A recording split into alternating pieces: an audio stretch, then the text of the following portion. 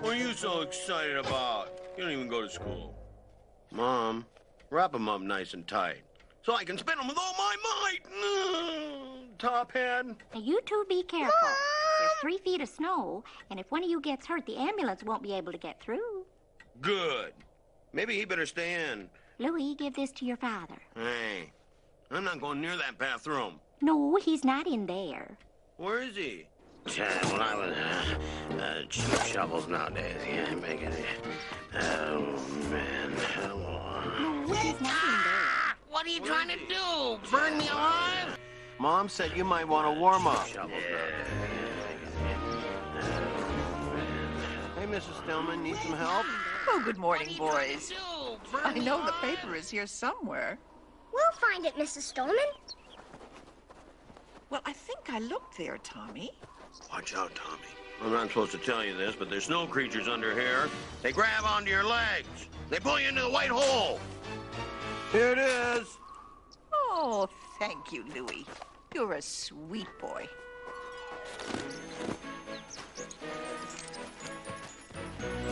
I make the snowballs, and you guys throw them at each other. You're a brave one. In planning the sneak attack, we needed a volunteer to be the decoy. Hey, that's not fair. Hey! That's my brother! No! Now, everybody loves to be in a snowball fight, but we all have the fear of getting hit in the air with that ice ball. Now, I don't care how tough you are. Ceasefire! No throwing in the air! Hey, look, Louie's crying. I am not crying! Hey, Louie, you all right? I'm going in, Come okay? back, Louie. And even though you got hit in the ear, you'd always limp. Why you limping? You get hit in the air with an ice ball? The pain was so bad. I mean, you felt that you could even swear and get away with it. God darn it! Didn't you hear me? Darn it! What's all the yelling about? Oh, Andy, are you going to put the lights up after work? Why, of course. That's what I live for. Ah, just my luck. We're going to get the Christmas tree, Christmas tree. I was a kid, there weren't any cars, no congestion. You had a horse and a mule, and that's it. Mom thought that if we could get Dad to go out and buy a tree, then he might get in the right frame of mind, so he would put up the lights. Ah! Oh, man. Well, it seemed like a good idea. For crying out loud. Don't these people have anything better to do? They have a TV or a sick relative they can take care of? Let's split up. I'm going with Mom. Now, hold on there, buddy. Hold your horses there, pal. I know how to work with these guys. They buy these trays for a quarter each. Then they mark them up about 200%. That's right. This is it. We'll take this. That's an excellent choice, ma'am. No, not that one. This one here. How much for this tree here without any limbs? That's $35 tree. What? What, are you gonna come over and decorate it for us? I'll give you $3 for it. Oh, my gosh! He's not our legal father. Give me that saw out of the garage. Go on and get that stand out of the basement. You mean the stand that came over on the Mayflower? Ah, that's a good stand. Thing's been handed down generation after generation. When I was a kid, we didn't have any stands. We had to take turns holding that tree. You work on that tree for what, 3-4 hours? Put it over to the right now. And move the other leg here. Push the thing down. Every year, the same thing. He'd put it in the stand. Dad, it's crooked. Ah, put it by the TV. No one will notice. For $35, that tree should dance. Well, sooner or later, Mom would talk Dad into stringing up the lights. Where's the plug? Merry Christmas. Of course, he'd go all out. Really make us proud. The squirrel should get some decorations. I've outdone myself once again. Hey, freezing out there. I tell you, I could put some of your mother's relatives out there. It'd be a good night for them. Right? Here's a treat for you, boy. Eat up, they're fresh. Now just bend your body over a little like that. Let your arms hang loose, see? Now put your right hand up here, under here. That's right. Now stretch yourself, see? That's right. Now then, put the tongue under your lips over your teeth. Like this? Look at this, son. Now then, stretch yourself and check it, see? For crying out loud, what the heck is this? Louie, put the donut down and put on channel 2. Poor Mrs. Stillman. You know Mrs. Stillman is all alone this Christmas. Lucky her. Her son and daughter moved to Florida. She can't afford to fly to see them. She can't afford to buy any presents. She can't even afford to buy a Christmas tree. I don't think she's having any company this year, is invited to any Christmas dinners. Quiet! I said quiet! My mom just brushed it off like she did 100 times before, knowing he really didn't mean it. Well, But I decided it was time to stick up for my mom. Hey, Dad. Listen, pal. You be quiet, too. Quiet? Don't tell me to be quiet. Quiet! You're ruining this whole family. I have an idea. Now, I put a lovely roast in the oven. It won't be ready for 3 hours. Yeah, medium rare. Just the way I like it. So, I'm going over to Mrs. Stillman's to offer to take her to the grocery store. And this will allow you enough time to decorate her house. No, darn it. Now, I've been waiting for this episode all week. Isn't there an extra box of Christmas lights in the garage? You know, that Janet's daughter's cousin's husband gave to us? You remember? I put them all up. Why can't Mrs. Stillman put up her own lights? Since Mr. Stillman passed, Mrs. Stillman is all alone. She probably can't afford decorations. You understand. Poor Mrs. Stillman, yeah. Probably collected $100,000 worth of insurance when the old codger kicked. I wouldn't doubt it. Andy, I'm sure we have an extra box. Well, we have an extra box. Why don't we put them around my room? Louie? They're on the shelf next to the paint thinner. You know, the paint thinner we used to get the gum out of Tommy's hair. 3 hours. There's a box next to the paint thinner. Brilliant. This was a perfect time for me to go and clean my room. That's right. Get your coat, 'cause you're coming with me. I better stay here with Tommy. Your sister will watch him. Just like I was being Laura! Watch your brother down here. Don't let him blow up the house. anything. No, I'm going over to the Stillman house to rob it with Louie. Just what I needed. To go out in the sub-zero weather with the abominable loudmouth. It's very important. Make sure all the bulbs light before you spend hours putting them up. Oh, there's a thought. I heard that. In those days, if you had one bad bulb, the whole string would be out. Darn it! They work. Come on, let's get this over with. On the first day of Christmas, my wife Dad, checked me. can you believe it? Mrs. Stillman doesn't even have a Christmas tree. Yeah? She's $35 richer, too. Here, untangle these. It's difficult enough to try to get through childhood with sausage links as fingers. But then to cap them off with oven mittens? Will you hurry up? I'm freezing my keister off while you're twiddling your thumbs. I'd like to see him handle a hammer and nails wearing these things. I heard that. All right, now, bring that over here. You, on the ladder. Drop your weapon. Get that light out of my eye. Step down from that ladder with your hands up. How do you suppose I do that? This is gonna be good. Get him up, pal. All right, all right. Good call, Joe. Dad, are you okay? You kidding? I used to jump out of planes without a chute. You got it all wrong. Keep him up. I'm a neighbor. I'm just putting up some Christmas tree lights for old lady Stillman.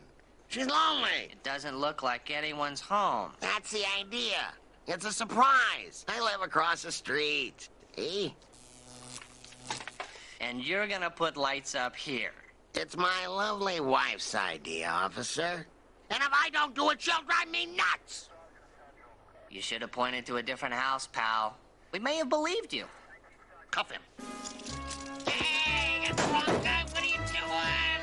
You have rights to remain silent. I was in a Give war. up rights to remain silent. veteran. Part of silence. Excuse me, Mr. Officer. Hello? You say Excuse me. I'm Louie Anderson. against you That's in my dad. law. That's my kid. He's telling the truth. The box of lights and stuff is over there. You can put your hands down now, son. Son, I said you can put your hands down. They are down, sir. All right, Mr. Anderson, you may resume your work. One word of advice. This house better look a heck of a lot better than your house, or we'll be back. Lucky thing for you, my hand was numb. My dad never spoke words of sentiment, but he did thank me in his own way. Hurry up. I'm freezing my war wound off. What am I doing up here? I have no idea. Hold it steady. What are you trying to do? Make me fall and break my neck?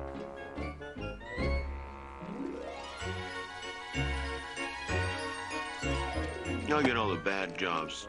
Plugging lights into each other. He's up there on the roof skating around. No fun.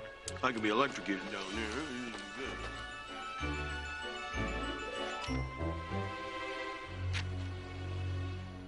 Deck the halls with What the heck?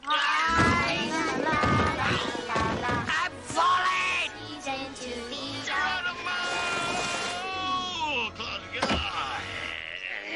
That man's running, Mrs. Stillman! Get him! You crook!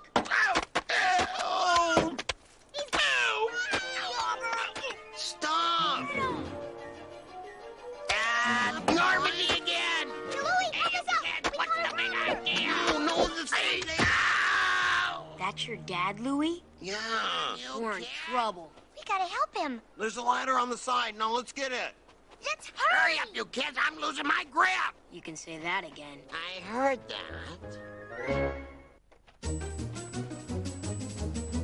Ouch! We're surprising Mrs. Stillman by decorating her house. The kids all liked Mrs. Stillman. A couple of them ran home to see if they could find some extra lights, which really irritated my dad. He hated it when people helped him. He'd much rather do it himself and then complain all the way home. Hey, don't bunch them together. Gotta make sure they're spaced out evenly and stuff. Oh, she's got those mean nuts. She thinks she knows everything. Somebody's future mother-in-law, I'll tell you that right now. I'll space them out all right.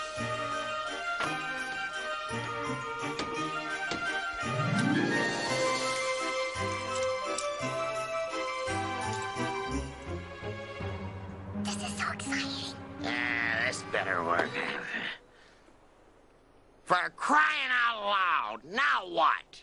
Louie, check inside and see if Miss Lonely has paid her electric bill yet. Yep. I see a light on in the kitchen. All right, now, we've only got about 10 minutes till they get here. We're gonna have to check every bulb. Spread out here! So, we did what Dad suggested. Checked every bulb one by one with our replacement bulb. My dad pitched in, of course. Louie! You missed the evergreen. Check the evergreen! I think the louder my dad yelled, the warmer he felt. Louie, check Santa! Make sure he's grounded. Grounded? Make sure you're grounded. I heard that. Hey, guys, here they come! Are you sure it's my car? I'd know that piece of junk green Rambler any day. That car's a classic. Where are they? Oh, what are we gonna do? The lights aren't on yet. Don't worry, we got all night. That clunker won't make it around the corner. Hey, Dad! Look! Look for the plug. Oh, here we go. Hurry up, here they come! Stand back. I know what I'm doing here. An electrician. Clear. Whoa! We did it!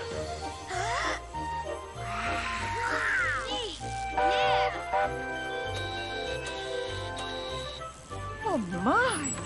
I can't believe it. What? This is beautiful. Stillman! Hey, Mrs. Stillman! Surprise! My dad had done it. The electrical wizard that he was had single-handedly, with the help of some wet snow, managed to jumpstart the lights. And I think seeing Mrs. Stillman's reaction to the surprise really touched my dad's heart. Wait till that old bird sees her electric bill. She'll wish she was married to Edison. Hey, Anderson. Nice job. Not too bad, huh? You gonna help the lady take this stuff down in January? You try. There's always a catch. Merry Christmas! Oh, great. I'll give you 3 guesses who Dad nominated for that job. Mrs. Stillman made hot chocolate, and we sang Christmas carols.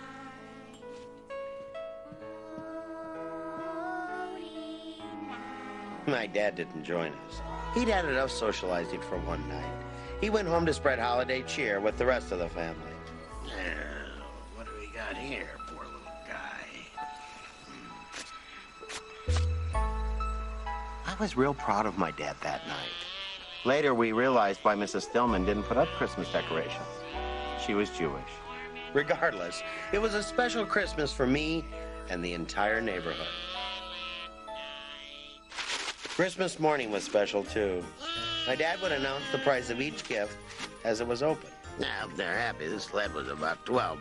Won't be eaten for a month, but they can slide down the hill. Maybe they'll hit a deer, and then we'll be able to cook it, huh? The only way to break even on that deal. Wow! You better like that. I had to take out a second mortgage on the house to pay for it, and we don't even own this house. Here, Dad. Open mine. For me? Thank you very much. I need some help. Hey! I've been looking for these tools!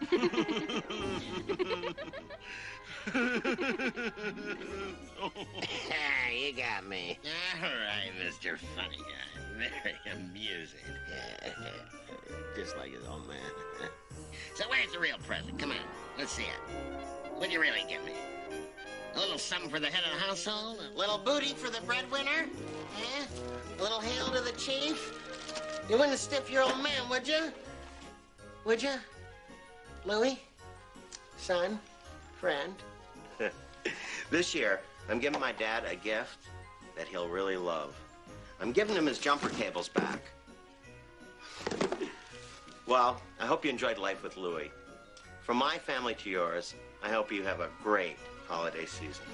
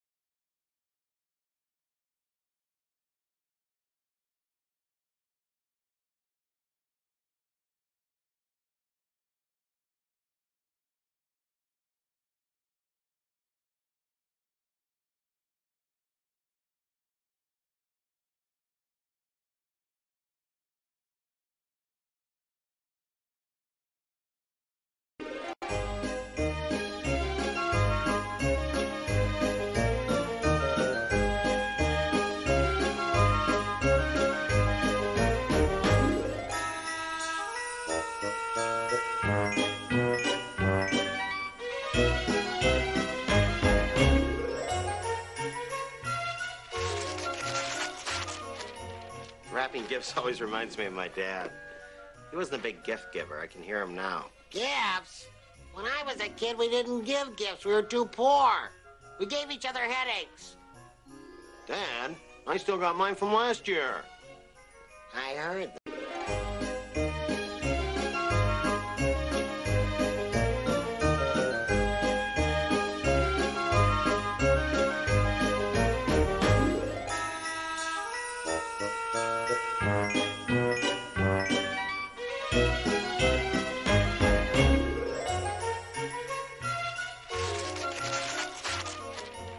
Wrapping gifts always reminds me of my dad. He wasn't a big gift giver. I can hear him now. Gifts? When I was a kid, we didn't give gifts. We were too poor. We gave each other headaches. Dad, I still got mine from last year. I heard that. But the truth is, I do have some fond memories of Christmas.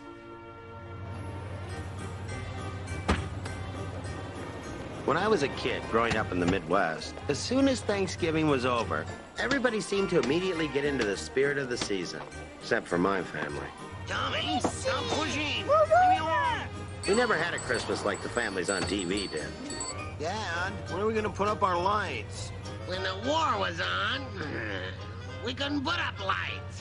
What? My mom would always interpret for my dad. Your dad is telling you not this weekend, but next. What? We're not putting up lights this year. We're conserving energy. Who is yours? Too early for this garbage. I mean, there's a fishing show. It's a Christmas show disguised as a fishing show. I knew it. There's a Santa on the boat. That's a Christmas spirit. I heard that. Winter arrived early in Cedar Knoll, Wisconsin. By Christmas time, we always had a ton of snow. School closures are districts 119, 204, 221, districts 807, 516, 214. Hey, no school! All right, no school today. Yay! No school! No school! Yeah! No school! What are you so excited about? You don't even go to school. Mom, wrap them up nice and tight. So I can spin them with all my might. Top hat. Now, you two be careful. There's 3 feet of snow, and if one of you gets hurt, the ambulance won't be able to get through. Good. Maybe he better stay in. Louie, give this to your father. Hey, I'm not going near that bathroom. No, he's not in there. Where is he? When I was cheap shovels nowadays, yeah, making it. Oh man, Ah! What are you trying to do? Burn me alive? Mom said you might want to warm up. yeah. Hey, Mrs. Stillman, need some help? Oh, good morning, boys. I know the paper is here somewhere. We'll find it, Mrs. Stolman. Well, I think I looked there, Tommy. Watch out, Tommy. I'm not supposed to tell you this, but there's snow creatures under here. They grab onto your legs. They pull you into the white hole. Here it is. Oh, thank you, Louie. You're a sweet boy.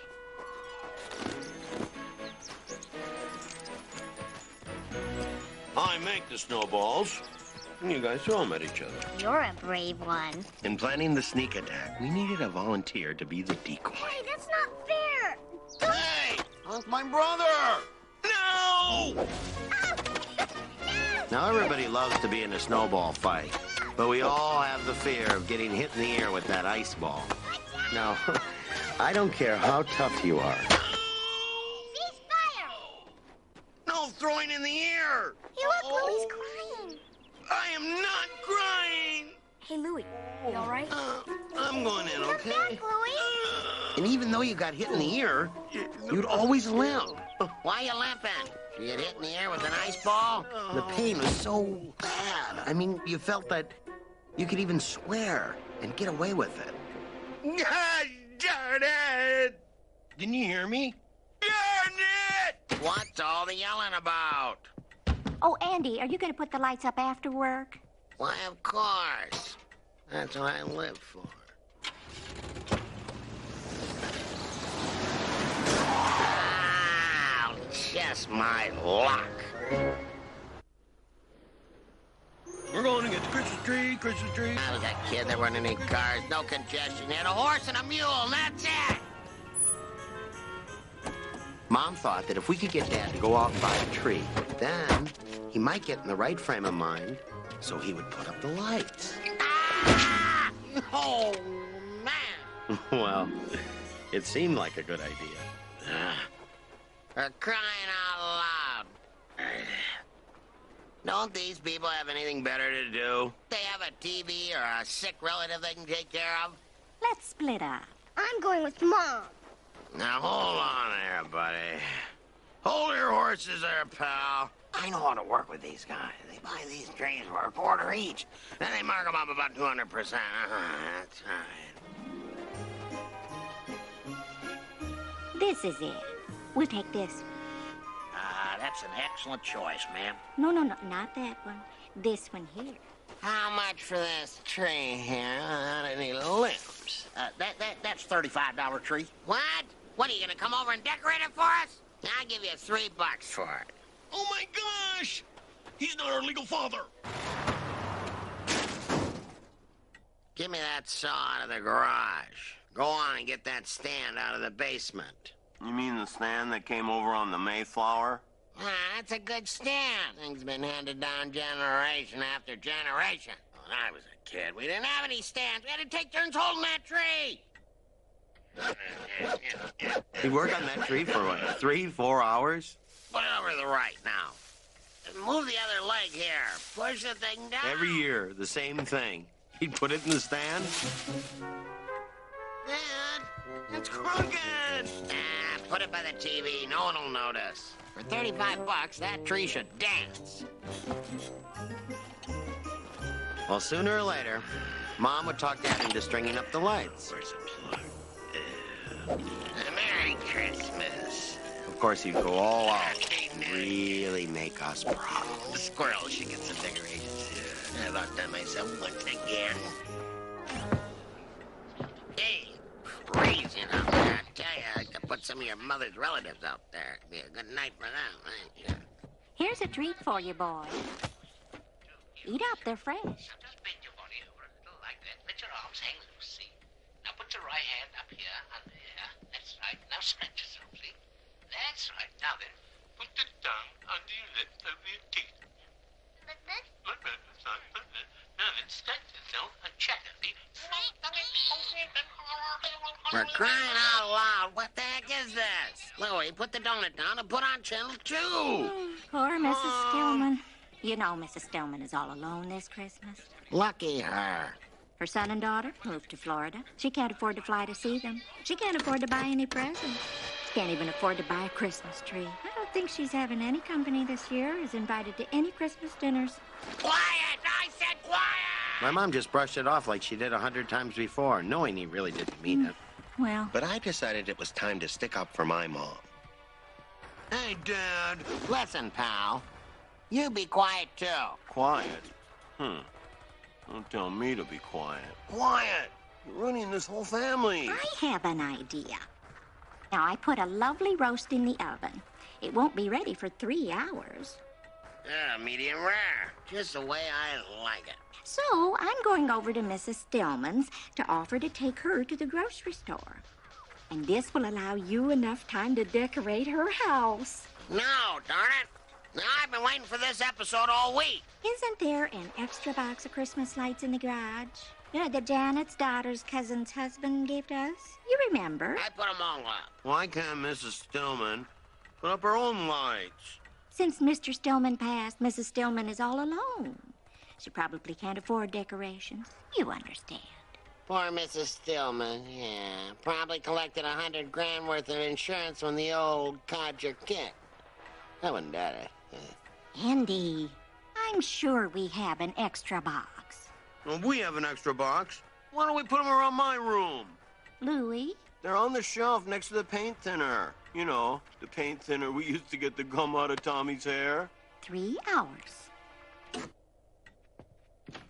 There's a box next to the paint thinner. Brilliant. This was a perfect time for me to go and clean my room. That's right. Get your coat, because you're coming with me. I better stay here with Tommy. Your sister will watch him. Just like I was being Laura! Watch your brother down here. Don't let him blow up the house. anything. Not I'm one going word. over to the Stillman house to rob it with Louie. Just what I needed. To go out in the sub-zero weather with the abominable loudmouth. It's very important. Make sure all the bulbs light before you spend hours putting them up. Oh, there's a thought. I heard that. In those days, if you had one bad bulb, the whole string would be out. Darn it! They work. Come on, let's get this over with. On the first day of Christmas, my wife Dad, took me. can you believe it? Mrs. Stillman doesn't even have a Christmas tree. Yeah? She's $35 richer, too. Here, untangle these. It's difficult enough to try to get through childhood with sausage links as fingers, but then to cap them off with oven mittens? Will you hurry up? I'm freezing my keister off while you're twiddling your thumbs. I'd like to see him handle a hammer and nails wearing these things. I heard that. All right, now, bring that over here. You, on the ladder. Drop your weapon. Get that light out of my eye. Step down from that ladder with your hands up. How do you suppose I do that? This is gonna be good. Get 'em up, pal. All right, all right. Good call, Joe. Dad, are you okay? You kidding? I used to jump out of planes without a chute. You got it all wrong. Keep 'em up. I'm a neighbor. I'm just putting up some Christmas tree lights for old lady Stillman. She's lonely. It doesn't look like anyone's home. That's the idea. It's a surprise. I live across the street. See? And you're gonna put lights up here. It's my lovely wife's idea, officer. And if I don't do it, she'll drive me nuts. You should have pointed to a different house, pal. We may have believed you. Cuff him. Hey, it's the wrong guy. What are you doing? You have the right to remain silent. I was in a You war. have the right to remain I'm a silent. veteran. Part of silence. Excuse me, Mr. Officer. Hello? You say Excuse me. I'm Louie Anderson. against you That's in my dad. law. That's my kid.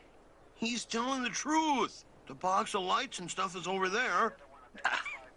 You can put your hands down now, son. Son, I said you can put your hands down. They are down, sir. All right, Mr. Anderson, you may resume your work. One word of advice. This house better look a heck of a lot better than your house, or we'll be back. Lucky thing for you, my hand was numb. My dad never spoke words of sentiment, but he did thank me in his own way. Hurry up. I'm freezing my war wound off. What am I doing up here? I have no idea. Hold it steady. What are you trying to do? Make me fall and break my neck?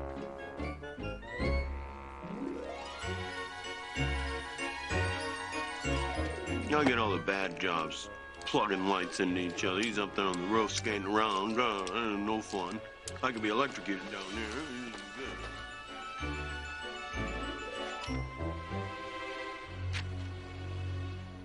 Deck the halls with What the heck?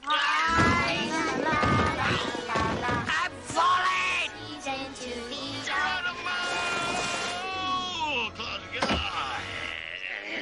That man's running, Mrs. Stillman! Get him! You crook!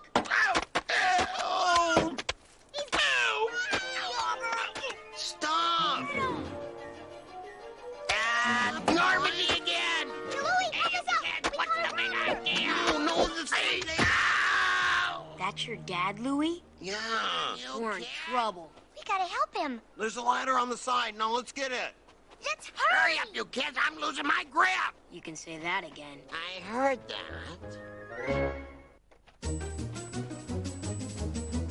Ouch!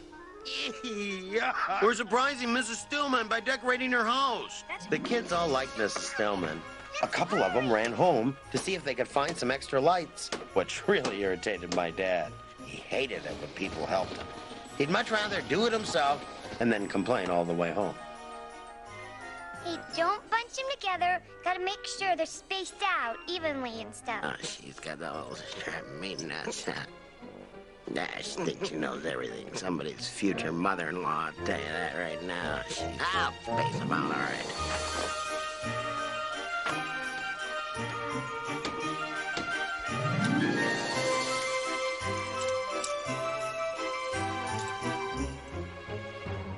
This is so exciting. This better work.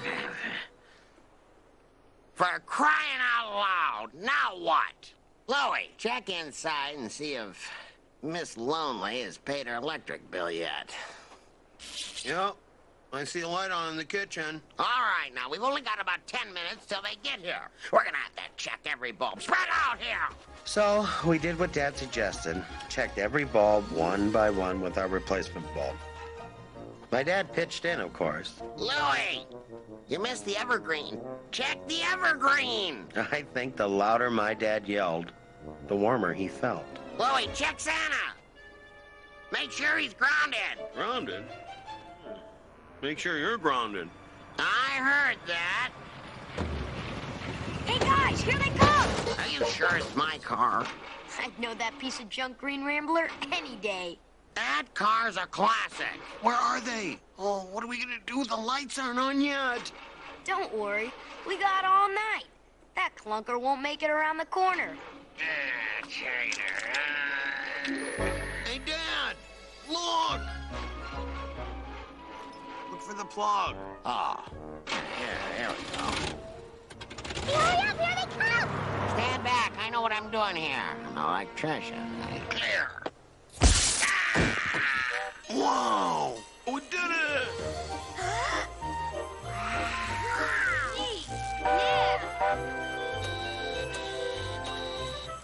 Oh, my. I can't believe it. What? This is beautiful. My dad had done it. The electrical wizard that he was had single-handedly, with the help of some wet snow, managed to jumpstart the lights. And I think seeing Mrs. Stillman's reaction to the surprise really touched my dad's heart. Wait till that old bird sees her electric bill. She'll wish she was married to Edison. Hey, Anderson. Nice job. Not too bad, huh? You gonna help the lady take this stuff down in January? You try. There's always a catch. Merry Christmas! Oh, great. I'll give you 3 guesses who Dad nominated for that job. Mrs. Stillman made hot chocolate, and we sang Christmas carols.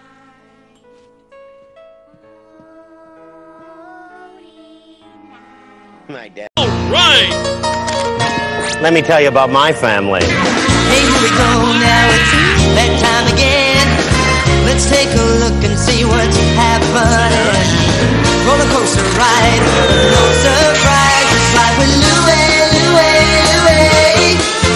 Life with Louie, Louie, Louie. It's life with likable, lovable, completely huggable. It's life with Louie.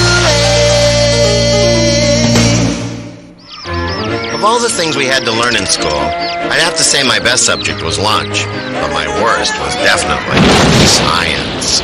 Mr. Lambert had a scintillating way of making astronomy as fascinating as watching paint dry. Around the sun, a star. How great a chance.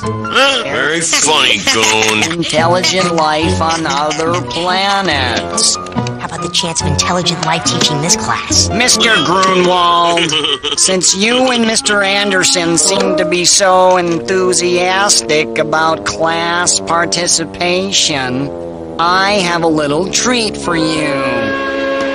1 week? What kind of class project are we going to come up with in just 1 week? No pressure, Goon. It just counts as half our grade. Think of it as a challenge. How about something like that? A spaceship? And what exactly are we supposed to use for parts?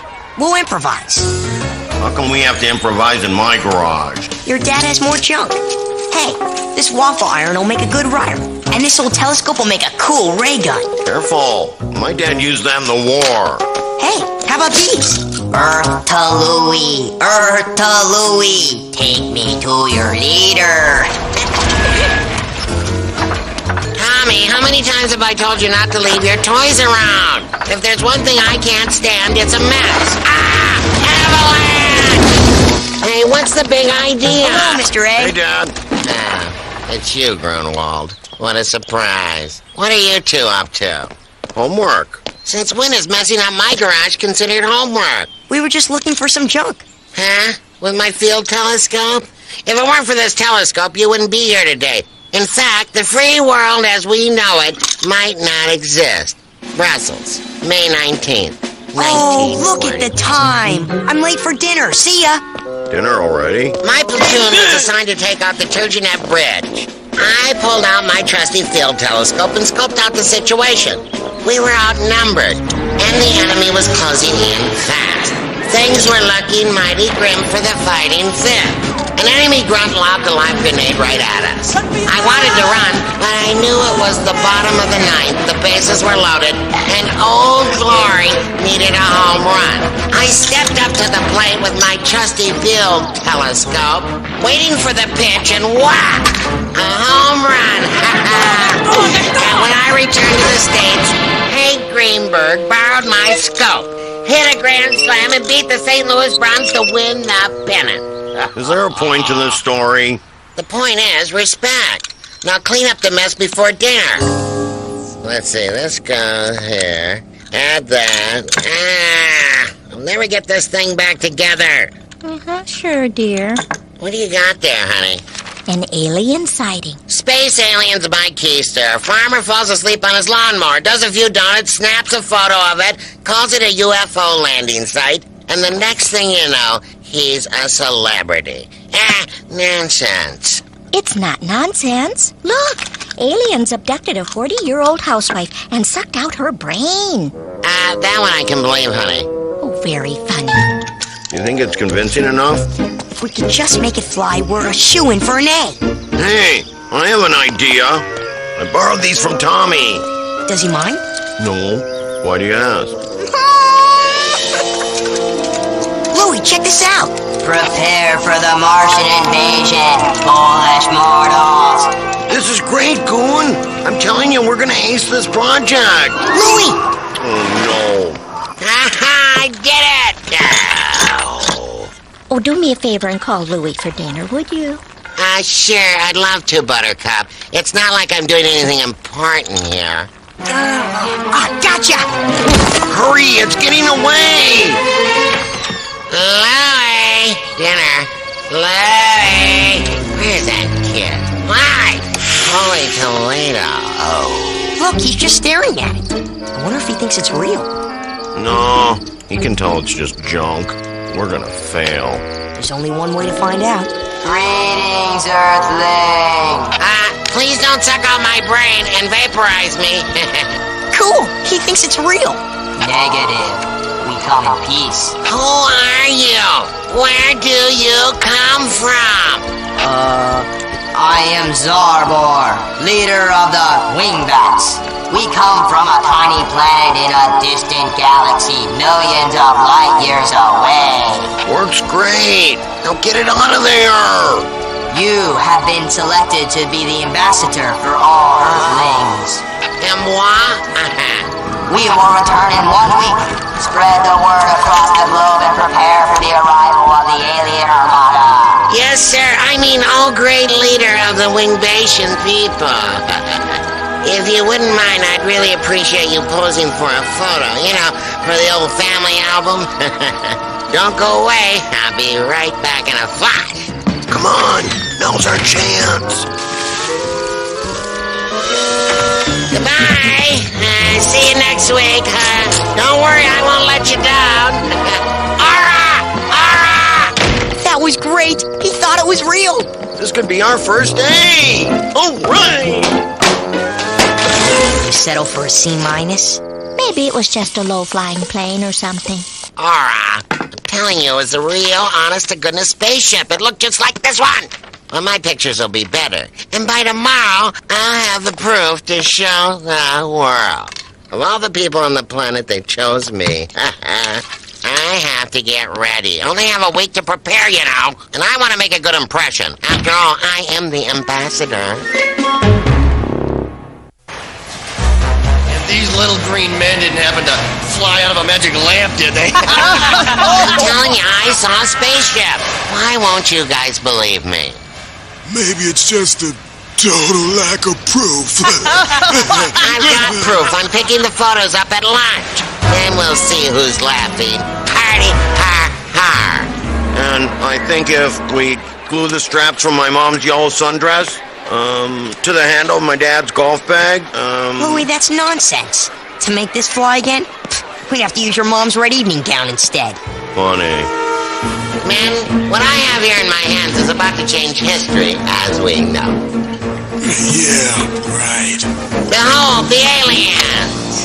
Oh, my, it's hideous. And gluttonous, too. Hey, wait a minute! Here's the real photo. There he is, quick! Excuse me. What's going on here? Some guy spotted an alien. Uh-oh. Look on the bright side. At least it was convincing. That's right. The truth is they really came here to melt our faces off and to take over the planet. But old Andy, Ambassador Anderson here, set him straight and made peace. And how exactly did you do that, Mr. Anderson? I'm sorry, but that's classified information. By the way, did I mention that I'm a war hero? Yes, twice. Hey, buddy. How's my favorite alien expert? Oh, I've known Andy for, 20 years? It's my bud. That's Jensen, Jensen. A lot of people didn't believe this whole spaceship thing, but I stood by him from the start. Don't forget, we have a fine array of souvenirs available in our gift store. Don't you think you're going a little overboard, dear? Relax, honey. It's Anderson time. Or how about a limited edition autograph photo of yours truly, alien expert ambassador? Or how about one with an actual alien? Man, work the crowd. Take me to your leader. Please come in peace. Aliens are coming to town. Aliens are coming to visit me. All right, glue, wire, batteries. With any luck, we'll have the spaceship back together by tomorrow. Right after we take a little break. Operation! Here you go, kids. 2 space cone specials. Not bad. Mint. Don't you think the town's taking this alien thing a little too far? What do you mean? Look, I think it brings a certain panache to the community. I can't take it anymore. I've got to tell my dad the truth. With us now is noted alien expert and alien-appointed ambassador to Earth, Mr. Andy Anderson. Oh, no. What now? Today's a very special day. The day the aliens are expected to return. Real bright idea, having the aliens return. And so, as your ambassador, I'd just like to take this opportunity to invite each and every one of you to my Adobe tonight for the event of a lifetime. More like a disappointment of a lifetime. Mom, can I ask your advice? Sure, Louie. About what? Well, I have this friend who did something. And not even something that bad. But this other person misinterpreted it and blew the whole thing into orbit, so to speak. And now this friend is afraid to tell what they did. What do you think they should do? Louie, life is a lot like making cookies. I should have known. Let's say you're baking a dozen chocolate chip cookies. You lay out all your ingredients. Then you start mixing them all together. But what if some Brussels sprouts accidentally spill into the batter? Brussels sprouts? For all we know, chocolate chip Brussels sprout cookies might even taste better than regular cookies. But do you tell people they're not eating regular chocolate chip cookies, even though they might not ever find out? It all comes down to honesty and taking responsibility. Would you like a cookie? Thanks for the advice, Mom. Clean it up, brush a little here, brush there. All done. Isn't she a beaut? Yeah, Dad. Just think of it, Louie. When that spaceship lands here in our yard tomorrow night, we're gonna make history, my boy. That's great, Dad, but Heck, I wouldn't be surprised if they offered me a seat in the UN. Erected a statue of me in the center of town. Even named a sandwich after me. I can see it now. The Ander sandwich. Now, that's being immortalized. Dad, I really... Oh my gosh, look at the time. I have to get ready. Oh. Greetings, great leader of the Wimbatians. Welcome to Earth. That sounds too impersonal. Greetings, great leader of the Wimbatians. Do you have a minute? Oh, yeah, sure. I've got the leader of the Wimbatians arriving here at 2200. And I have the speech of a lifetime to give and haven't even started yet. Sure, I've got time. Shoot. I was wondering if we could talk. I know what's on your mind. I have for some time. You do? Yes, you're worrying about now that I'm famous, will I still be the same old lovable dad? But don't worry, Larry. Fame and fortune won't change old Andy Anderson. Well, actually... You know what? Fame and fortune aren't even the best part of this whole thing, Larry. You know what is? That of all the people on the whole planet, those aliens chose me to be the ambassador for our people. For the first time since I was in the military, I feel like I have a special purpose again. Well, gotta go. The mothership awaits. Great. We are here in front of the home of Andy Anderson, where a historic event will take place. Aliens from another planet have announced that they will be landing here. Oh, what am I gonna do? Oh, man, look at all these people. This doesn't look good. Get your view spots here. If you want to see the spaceship, you need a prime spot to view it from. Mike, what are you doing? Making a buck. What does it look like I'm doing? Renting out our lawn. You can't do that. It's wrong. You're right. I should cut you 30% of the profits. So, what time do you think we should launch our ship? Are you nuts? We can't do it again. In case you haven't noticed, there are a lot of people here who are counting on a flying saucer showing up tonight. Look, isn't that Mr. Lambert? Yeah. If everyone believes our ship is real, there's no way Lambert will deny us an A. An A, huh? Are you sure about this, Andy? Don't worry, darling. But if for some reason they don't show, I just don't want to see you be disappointed. If there's one thing I know about these aliens, honey, it's that they don't go back on their word.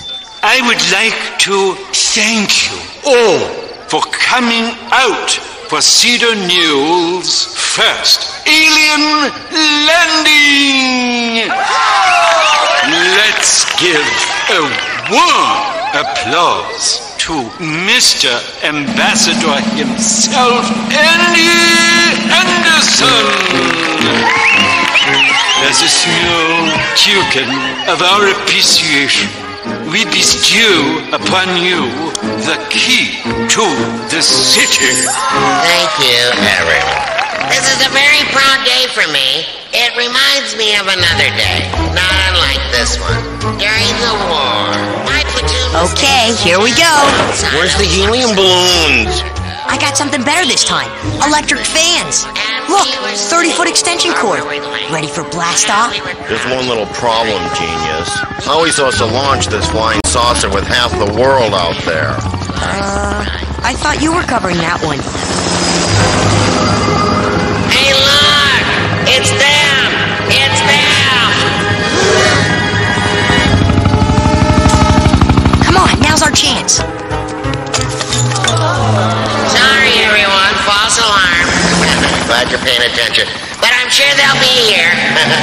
Look! There it is! Greetings, Earthlings.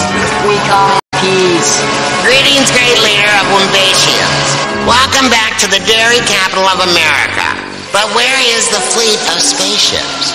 Fleet of spaceships? Remember, that was your idea there, Megamouth. I know this is uncharacteristic of me, but I'm stumped. The other ship stopped for donuts and then took the long turn at Jupiter. But they should be here soon. Good one, Louie. Great, now that our peoples have made peace, we offer to you a modest collection of some of our community's finest. A wedge of white... The cord! Quick, put it back in! Let go! It's an ambush! I am the mayor! Hit the deck!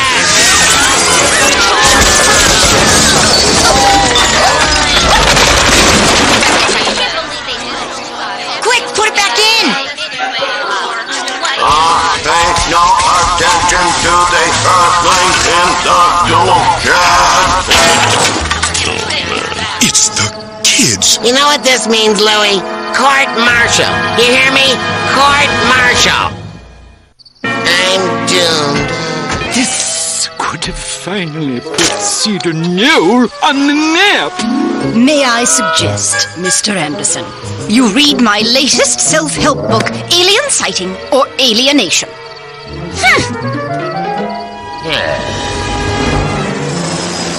Louie, how could you? I didn't mean to. It's just our science project. I guess it got a little out of hand. A little out of hand? Louie, go to your room.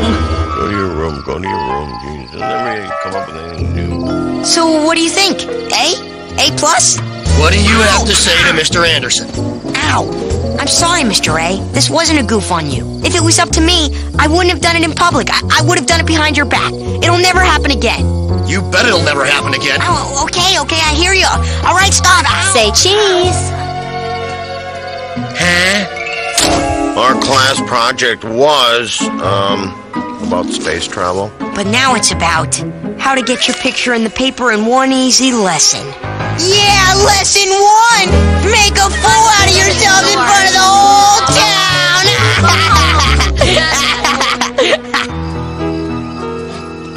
Andy, I'm sorry. Sorry for what? The fact that I wasted a week of good TV watching time to build a landing pad? Or was it the fact that I was made a fool by my only son? Well, Louie's not your only son. He's my only son that embarrassed me in public. Well, that's not true. There was the time that Sid dressed up... Don't remind me of that one. Oh, dear.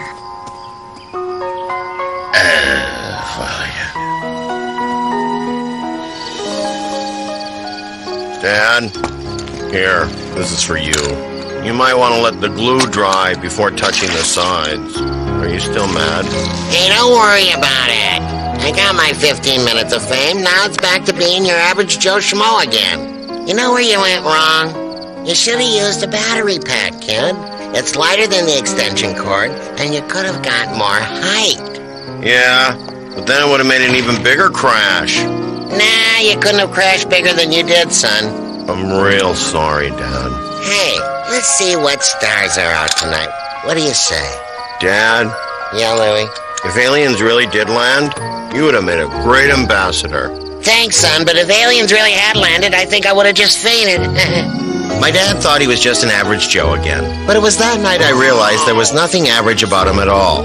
I didn't get a chance to tell him what I was really thinking. But I think he knew. I can't believe I even believed in flying saucers. It's ridiculous, really. Yeah, it is pretty funny, Dad.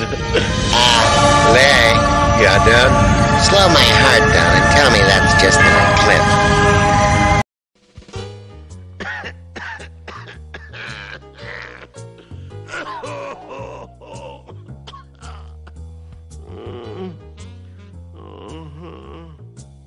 98.6. I'm a lot sicker than that. Hate being sick. I hate visiting people in the hospital when they're sick. You know, you walk in, that hospital smell hits you. Maybe I need a room. And you have to lie to these sick people and tell them they look better than they do. Hey, you look great. Doesn't he look great? He looks great. Not really. Then they say something that really is silly. Yeah, the doctor says I think I'm going to get out of here pretty soon. I don't think so. And they try to push that food off on you. That white Jell-O and green mashed potatoes. No wonder they're sick. Hey, Mom! Do you have any, green Jell-O and white mashed potatoes? Starving. Feet of cold. Starve of fever.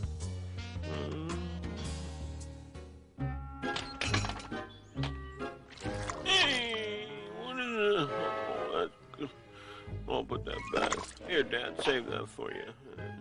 In my house, about the worst thing you could do was find something that was broken. It was the kiss of death. Oh, fudge bar! Oh, fudge. Oh, great, Louie. You broke the fridge again. I just opened the door. I didn't do anything. Right. It just broke all by itself, didn't it? What's going on here? Louie broke the fridge. You know, the Wilson stove broke last month. And yesterday the Jetson's toaster went on the fritz. Am I missing something here? All I'm saying is they got a new stove and toaster. Well, all I'm saying is we're not getting a new fridge. When I was riding with General MacArthur and the fridge went out in the tank, you think we went out and bought a new fridge? Get a grip, honey. Mom, what are we gonna eat? Don't worry, dear. We'll eat out tonight. Hey, let's go to Gut Bomb Burger. Hubbo Tacos. Ernie's Meat Shack. Oh, I've got a discount coupon for a new restaurant. It says it gives 50% off to patrons under 13 or over 55 after 7, but before 11 on the second week of every third month, not counting leap year, but before the vernal equinox. What about war veterans? Any kind of war wound special there? Who else wants to eat out? With me and your father. No thanks. Had a big lunch. See ya. I'm going to the drive-in. Got a date, gotta go. Sorry, bye. Good choice, Mom. Eating out with my family was a special experience. Best etiquette was always required. Careful with those chopsticks now. When I was a POW in the war, I was brutally tortured with chopsticks for months. Bowls of rice, not a fork in sight, almost starved. Oh, our lucky day, he survived. I came to discover that Dad was a true connoisseur of fine dining. Let's see, we're gonna have the ka-chung. Number 14. Oh, Kung Pao chicken. Yeah, that's what I meant. Listen, also give me some of this moo goo gaga gee whatever it is in the bowl. That would be number 2. Mugu Kai Pan. Wait a minute. $3.50 for cashew chicken. What are you gonna do? Spoon feed us? I tell you what, if I order the cashew chicken without the cashews, will you knock off a couple of bucks? Don't worry, I think he's starting to bend. Let's see, 9 and 7. Well, you're not gonna take your shoes and socks off, are you, Dad? 4 equals. Yarn it? Oh, heads up. Make sure you leave him a little something for his efforts, Andy. Like a tip. Tip?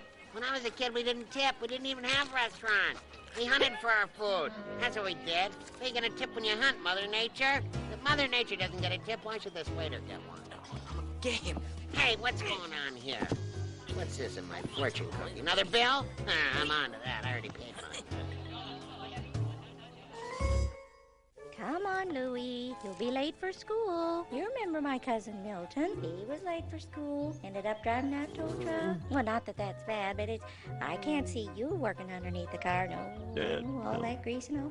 No, ruin your nice hands. You don't want to ruin your nice hands. You want to work with your brain, don't you? All right. Louie. What? Oh, my head. I'm a tomato. You're a tomato.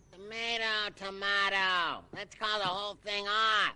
What the heck did you do to your head? I didn't do anything. Right. Got red and swollen all by itself, huh, Louie? Hey, it's Mr. Tomato Head. I think you should see Dr. Weatherfield. No way. I'm fine. My head's always swollen in the morning. It's the humidity. The kid's got a big head, that's all. Size of a peanut compared to Churchill. Now that guy had a huge head. Had a noggin the size of a basketball. But he still helped form the alliance. Well, I'm going to make an appointment anyway. It's no big deal. Really, I'm just hungry, that's all. I figured I probably looked a little odd, but I knew I could count on my friends to be understanding.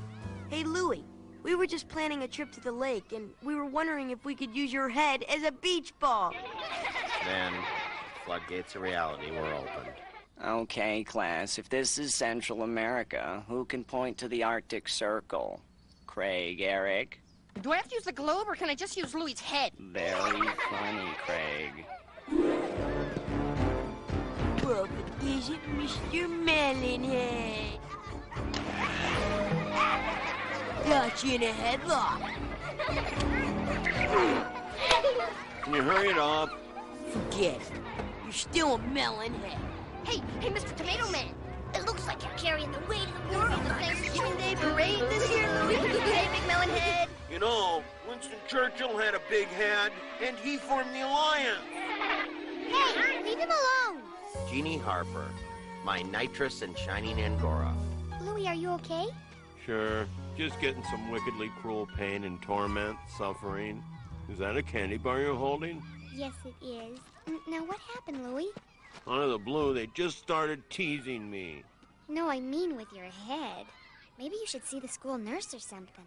No way! Louie, they can only make you feel better. Are you kidding? Besides, I kind of like my head the way it is. Makes me look thinner. Well, then you'll be disappointed to know that your melon head is starting to return to its original cantaloupe size. Oh, really?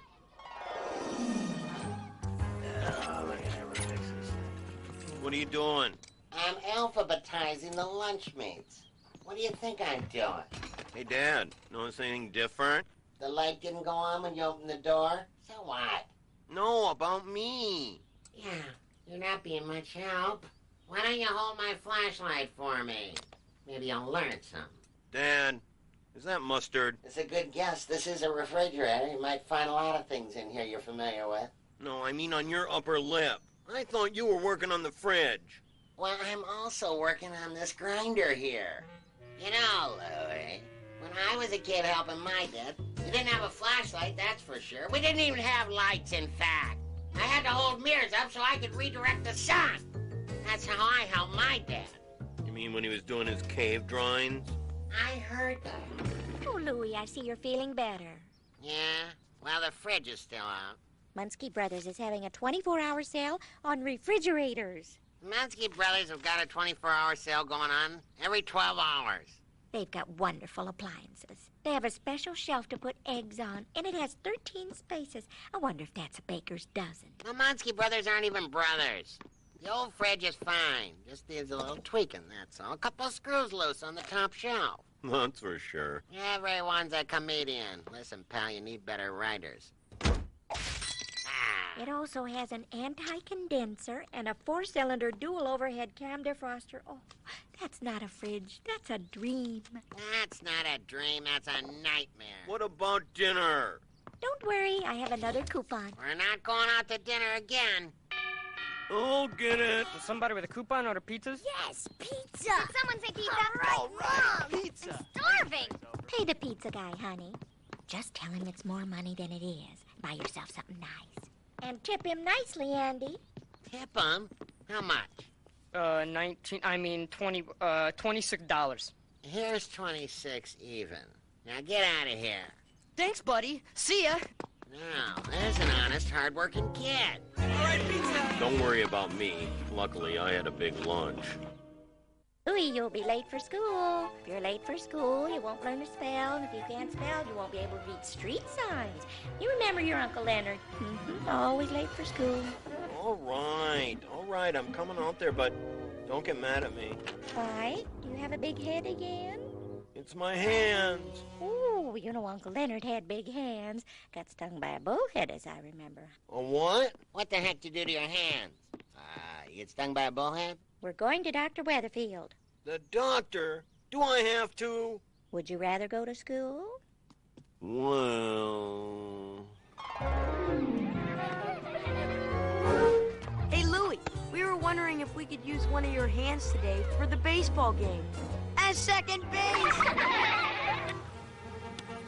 Very good, class. Let's give Louie a big hand. Not that he actually needs another one. All right. I'll go. That's my brave boy. Hurts. Larry Anderson. Louie! Dr. Weatherfield will see you now. Celtics down by 1. It does not look good. Weatherfield steals the ball. He's driving the length of the court at the buzzer. He shoots. He scores. Unbelievable. The crowd goes crazy. I am telling you, there is no quitting this Weatherfield kid. Oh. Hey, Slugger. Got sidelined today, huh? Let's take a look. What do you think? Holy Lombardi! I'm thinking wide receiver in the Super Bowl. Look at the size of those mitts. Oh, Doctor, you should have seen the size of his head. The test results are in. What we found was you have allergies. Allergies? Yeah, it's two grains. You know, like wheat, flour, rice. Oh, you mean like food? Easy there, champ. All you need is a little medication. What kind of medication? Whoa. Just an allergy shot once a week. Shot, kick, save, Bobby O in the greens. The rebound, he scores. And in fact, I'm going to give you one right now. A shot right now?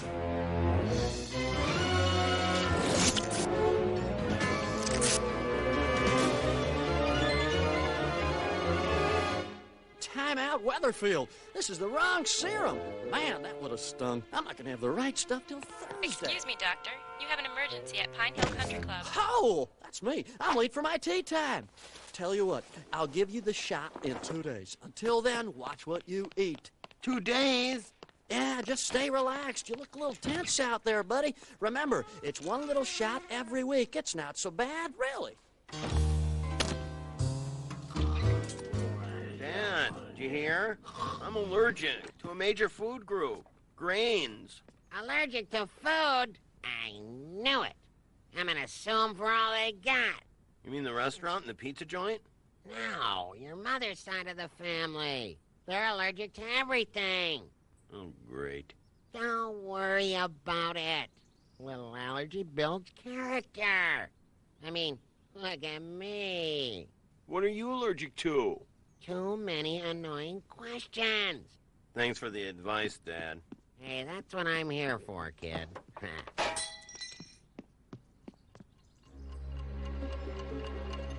Take the shot, Louie. Come on, you're open. Take the shot.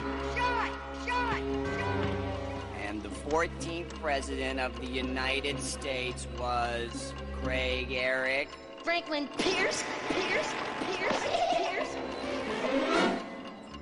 can't just lie around all day. What's the point?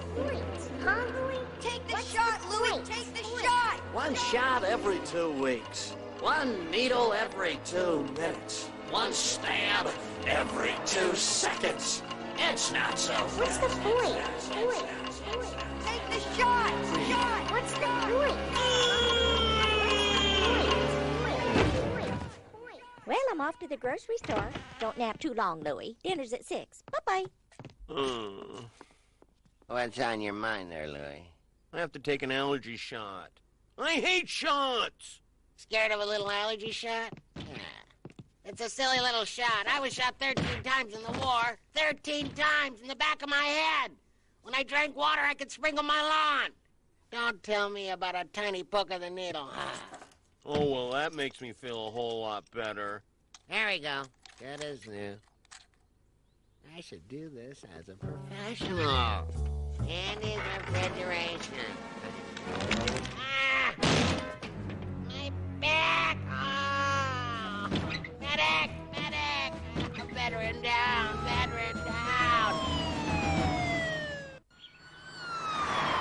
This is a disgrace, a war veteran in this position.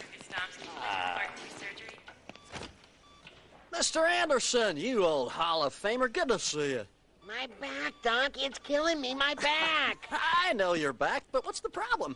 Just kidding, a little chiropractic humor there. You gotta do something, Doc. I'm dying here. Okay, here's the game plan. I'm gonna give you a muscle relaxant. Anything, please. Here goes. Oh. You call that a needle? Looks like a thumbtack. I want an injection, I tell you. Not a tap on the shoulder. Give me a real needle. Give me the biggest one you got. There's nothing more useless than fear, son. The only thing you can do is grab that fear by the neck and stick it right in your rear, Anderson. Now, drop trout, coach. Pants at half mast. Hold her steady there, big fella. Oh, you doing over there, son? Does it hurt, Dad? Are you kidding? That feels good. Now, make sure you have someone drive you home. The clock's running, pal. You're gonna feel the effects of this stuff pronto. Thanks, Doc. I'm starting to feel pretty good right now. My feet are numb, not to mention my head. Come by, ya, my lord. Come by, ya. Come by, ya, my lord. Come by, ya. Come on in, everyone. Don't be a spoiled sport. Join in, you know the words. I wish I had some beads. Come by, ya, my lord. Come by, Hi. Do you think you could give me and my dad a ride back home? Oh, sure, little boy. Anything to get your dad out of here. ya, my lord. Come by, ya. Oh, Lord. Come by, ya. Hey, you guys work for the Munski Brothers, don't you? Well, how about pulling over here and earning a little commission? You're all in cahoots anyways, aren't you? We'll be right back. Keep the meter running. Hey, what do you think this is, a taxi cab? Hey, give us a hand here. My back and all. Not fully recovered. Easy does it. Watch the wall. Just putting it down. Brother. All right, let's get this over with. Oh, there you go. That ought to do it. Let's get the heck out of here. This is nice, Dad. Hey, your mother deserves it, kid. Of course, this puts off that big trip to the Caribbean I've been planning. Yeah, right, Dad. I'm sure she'll understand. Louie, you have to go to the doctor for your allergy shot. Oh, Andy. And I spent $2,000, the Cadillac of refrigeration. And avocado is my favorite color. Well, it should be yellow, honey. Because this thing's a lemon. I can't even get it to turn on. Dad? What? Give me that thing. What you doing? Plug it on me, you traitor? What happened to the old fridge? I donated it to charity, being the sweet person I am. Well, that is sweet. Louie, are you ready to go to the doctor? I'll take him, dear. You stay here and play with your new toy. Hey, fix us up some of that tuna delight, would you, honey? You doll. Easy does it, sport. I'm almost ready. You call that a needle? Looks like a thumbtack. I want an injection, not a tap on the shoulder. Give me a real needle. Give me the biggest one you got. Wow. Instant replay. How am I doing, Dad? That's it, Slugger. You're all done. But I didn't feel a thing. What can I say? I do good work. You're now the newest member of the few, the proud, and the medicated. No way, I did it! All right! You did it, kid, just like your old man, of course. You stared fear straight in the eye, and it blinked. Heck, you ran for the hills. Thanks, Dad. I couldn't have done it without you. What can I say? Teamwork. Stick together. Next, we move on to the Russian front, huh? I had taken the shot, and I didn't even know it. And the brand new refrigerator? Well, it ended up holding a few surprises of its own. Brains galore! I'm back in the mix! Cakes, pastries, and muffins! Oh, I courageously managed to take allergy shots for years. I also courageously managed to get out of school to take them. I guess I was a pretty brave kid. Of course, I don't want to pat myself too hard on the back. Otherwise, I might get a big head.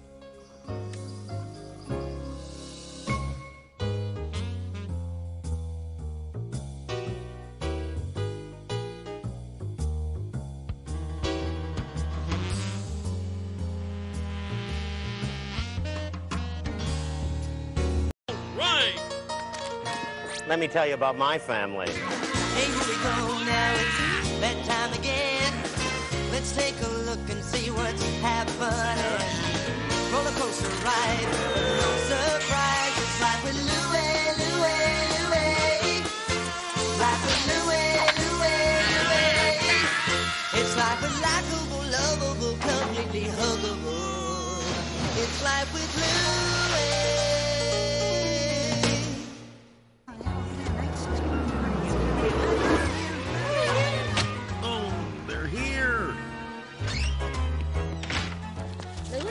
Not now, Mom. I just got the new night sniffer. Come on, soldier, move it. Growing up in a house with 11 kids meant I never had a place of my own. Did you hear me? Your father, Mechtanger commanding officer, wants to sit down. Yeah? Well, your little GI is reading. Is that so? Read this. Every inch of it already belonged to somebody else. Louie, would you mind helping me set the table for supper? Night Sniffer turns the corner. What Hey, do you Louie, see? listen to this. I pledge allegiance to the flag. Gross. Cut it out, Tommy. I'm gonna lose my lunch. Get it? Come on, I'll give you a hint. It's something that you say every day. Is it get out of my room before I throw you out? Listen. One nation under God, indivisible with liberty and justice for everyone. Wish I was an only child. Night Sniffer races down the alley. Suddenly, it started to rain. Hey!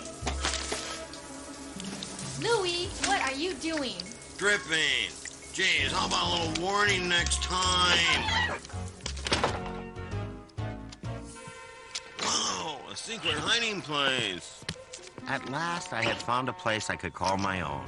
Somewhere I could hide from the rest of the world for hours and hours.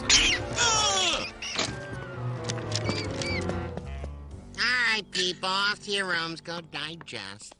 Dad, aren't you forgetting something? It's Friday. Allowance. Yeah, Dad. All right, Fallen, time to bleed the old man dry. Hello? Okay, Danny, here's your $1 for never mowing the lawn. Thanks, And Dad. Laura, I believe you get 75 cents for using the telephone 24 hours a day. And Carol, here's $50, for not taking out the garbage. And Louie, I forget whatever it is you're not doing. Hey, how about a little action down here? Sorry about that. Didn't mean to stiff you. Here's your nickel, Tommy, for being 5 years old. And contributing absolutely nothing. But I love you anyway. Well, thanks for calling, Dr. Martin. Dr. Martin, what's wrong? Nothing's wrong, dear. It seems I have a little bun in the oven. Well, get it out. It must be burnt to a crisp by now. No, Andy, it's not that. I'm expecting. Oh, you two? I'm tapped out, dried up, running on empty. The SS Andy hit an iceberg, and it is going down. No, Andy, I'm expecting a bundle. A bundle of what? Joy, Andy. I'm expecting a bundle of joy. You having a baby, Mom?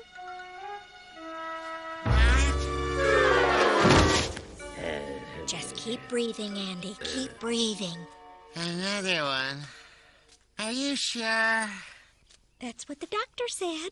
These barracks are busting as it is. We can hardly afford the brood we've got already. You count them lately? We'll manage. We always do. We'll just have to make a plan. Taken care of. I've got a plan. We'll get rid of one of them. I knew it! Oh, Andy, you don't mean that. Of course I don't. We gotta get rid of 2 or 3 of them to really make a difference. You always said you wanted your own dirty dozen. When you're right, you're right. Don't worry, Dollface. I'm sure I'll love the new recruit. Oh, Andy, you always make me happy. Who knows? Maybe this'll be the one who supports us in our old age. But I'll tell you, it's not like the good old days when I could just requisition supplies and Uncle Sam would foot the bill. Now I gotta pay cash. I've got a suggestion. Well, it's been 6 years since you had your last raise. Don't you think that maybe the time is right? What do you say? Not a bad idea. Of course, it'd be much easier to just get rid of one of those kids. Baby, baby, baby. What are you so excited about? Are you kidding? I'm gonna have my own personal servant. That baby's gonna do everything I say. Why would he do that? 'Cause I'll be older than him, duh. Oh, really? Quit jumping on the bed. You can't tell me what to do. I rest my case. Anyway, chances are you're not going to be around long enough to enjoy a younger brother. What do you mean? Dad thinks it's too cramped here already. He and Mom are going to kick one of us out. You lie. Sometimes, but not today. I just heard them talking about it. Can I have your Minnesota Twins banner? What are you talking about? I'm not the one who's leaving. You know, it's always the oldest who leaves. When John was born, Sid left. When Peter was born, it was Julie. And now it's your turn. Either you or Laura. And between you and me, I think they like Laura better. But there's not enough room in the nest for everyone, and the older offspring must leave to make room for the newborns. Thus, the bluebirds raises its family, year after year after year. Yes, Louie? What happens to the older birds? You know, the brothers and sisters. Can they stay with their parents if they want to? No, Louie. As soon as the older birds learn to fly, their parents make them leave the nest. Chirp. Bye, Mom. Goodbye, sweetheart. Remember to eat all your worms. Thanks again, Louie. Good luck, soldier. Keep flapping those arms and stay away from cats. Chirp. Dinner time!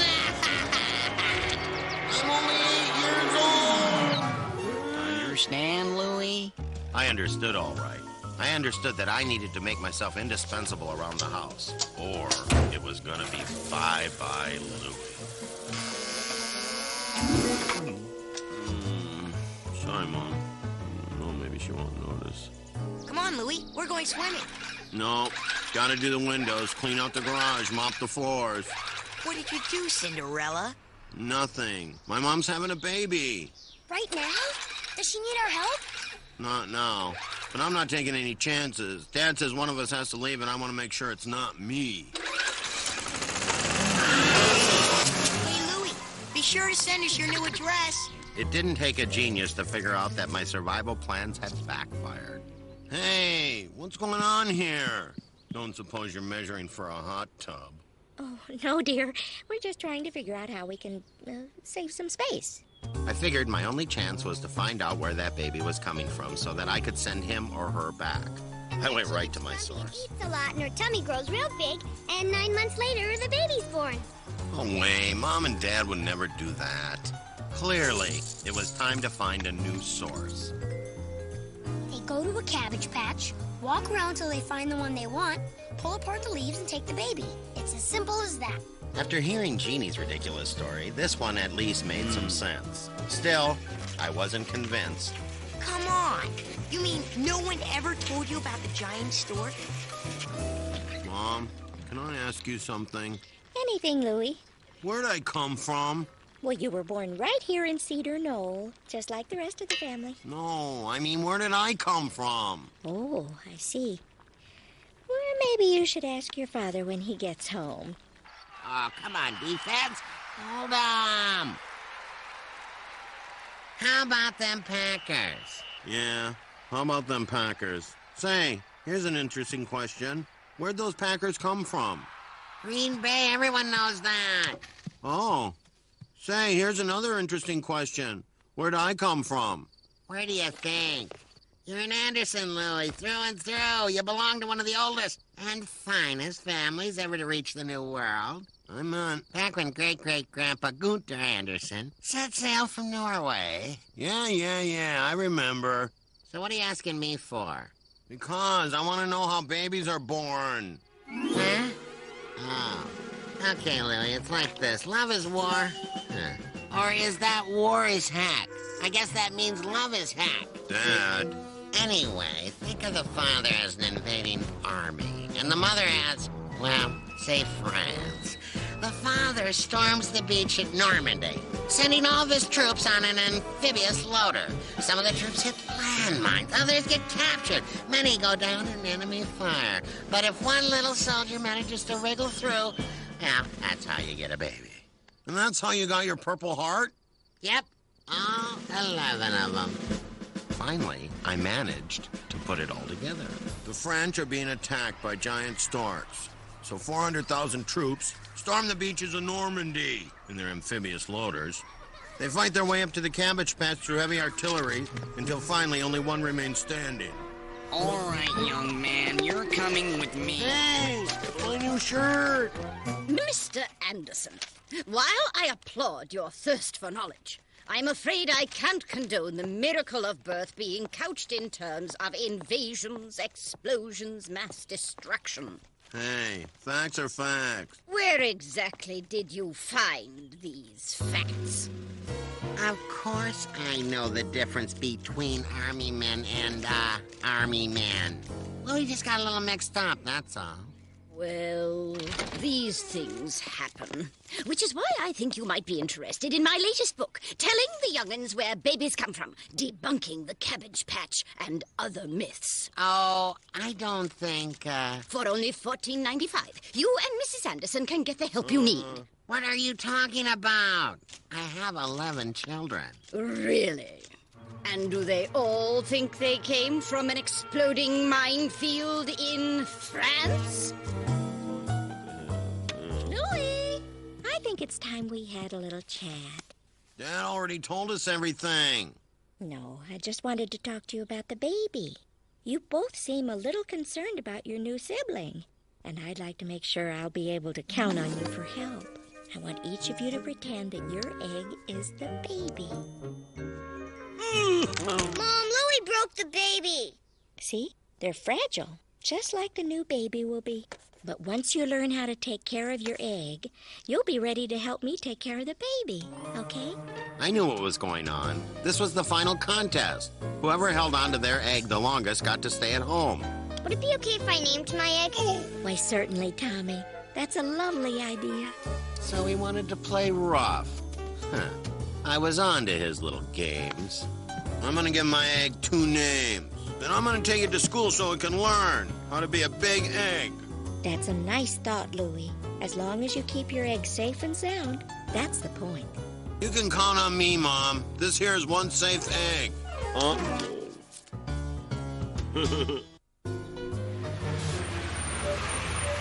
Bye, Tommy. Bye, Mom. Don't forget your egg.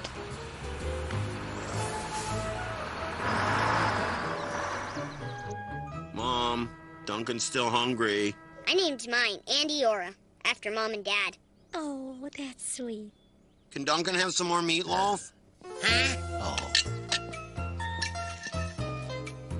What's that, Duncan? Food allergy, huh? All right, I'll just finish that for you. Hey, Mom, I learned how to burp my egg. Watch. Very good, Tommy. Yeah, well, I taught my egg how to burp himself. I've been practicing putting diapers on my egg. So my egg's already potty trained. He's a genius egg. I taught him how to walk this morning. Eggs, eggs, eggs. Enough with the eggs already. If I'd wanted a family of eggs, I would have married a chicken. Andy, are you all right? Don't worry about me, dear. Just had to let off a little steam. Here, you want my seat? No, you sit. I'm okay. I was just wondering, did you get a chance to speak to Mr. Applegate today? I meant to, but just as I was heading towards his office, something came up. My lunch. Oh, you just need to work on your confidence, that's all. Let me show you what I mean. Here, you be you, and Louie, you be Mr. Applegate. You mean I get to be Dad's boss? This is ridiculous. He's right. I should be Dad's boss. Go on, Andy. Why don't you give it a try? I'm not asking my son for a raise. Don't be silly. You're asking Mr. Applegate. Come on, play along. Well, Come on, Anderson. Out with it. I'm a busy man. I want a raise. What do you say? No! No? That's it? Just plain no? Cut of your rum. You're fired. What? Who do you think you are? Louie, Andy, now calm down. Calm down. Louie just fired me. Let me see if I can help you, dear. I'll be you this time. First, I want to thank you for seeing me today, Mr. Applegate. Why, certainly. Would you like a soft drink? Actually, there's something important I need to discuss with you. Shoot. As you know, I've been working here for 17 years. I'm the best installer you have. And confidentially, the wife and I have another small one on the way. So, can I have a raise? Sure, what the heck? I love kids. Ah, this is nuts. She gets the raise. I'm the one who works there. Well, you should have thought about that before you sent me to my room.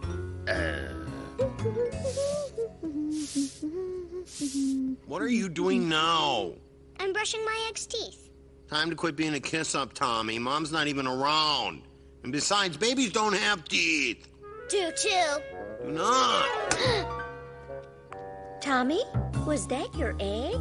And just like that, the contest was over. I won. I was gonna stay. And then, something came over me. No, Tommy, this is your egg. I dropped mine. I guess I still need to work on that whole responsibility thing.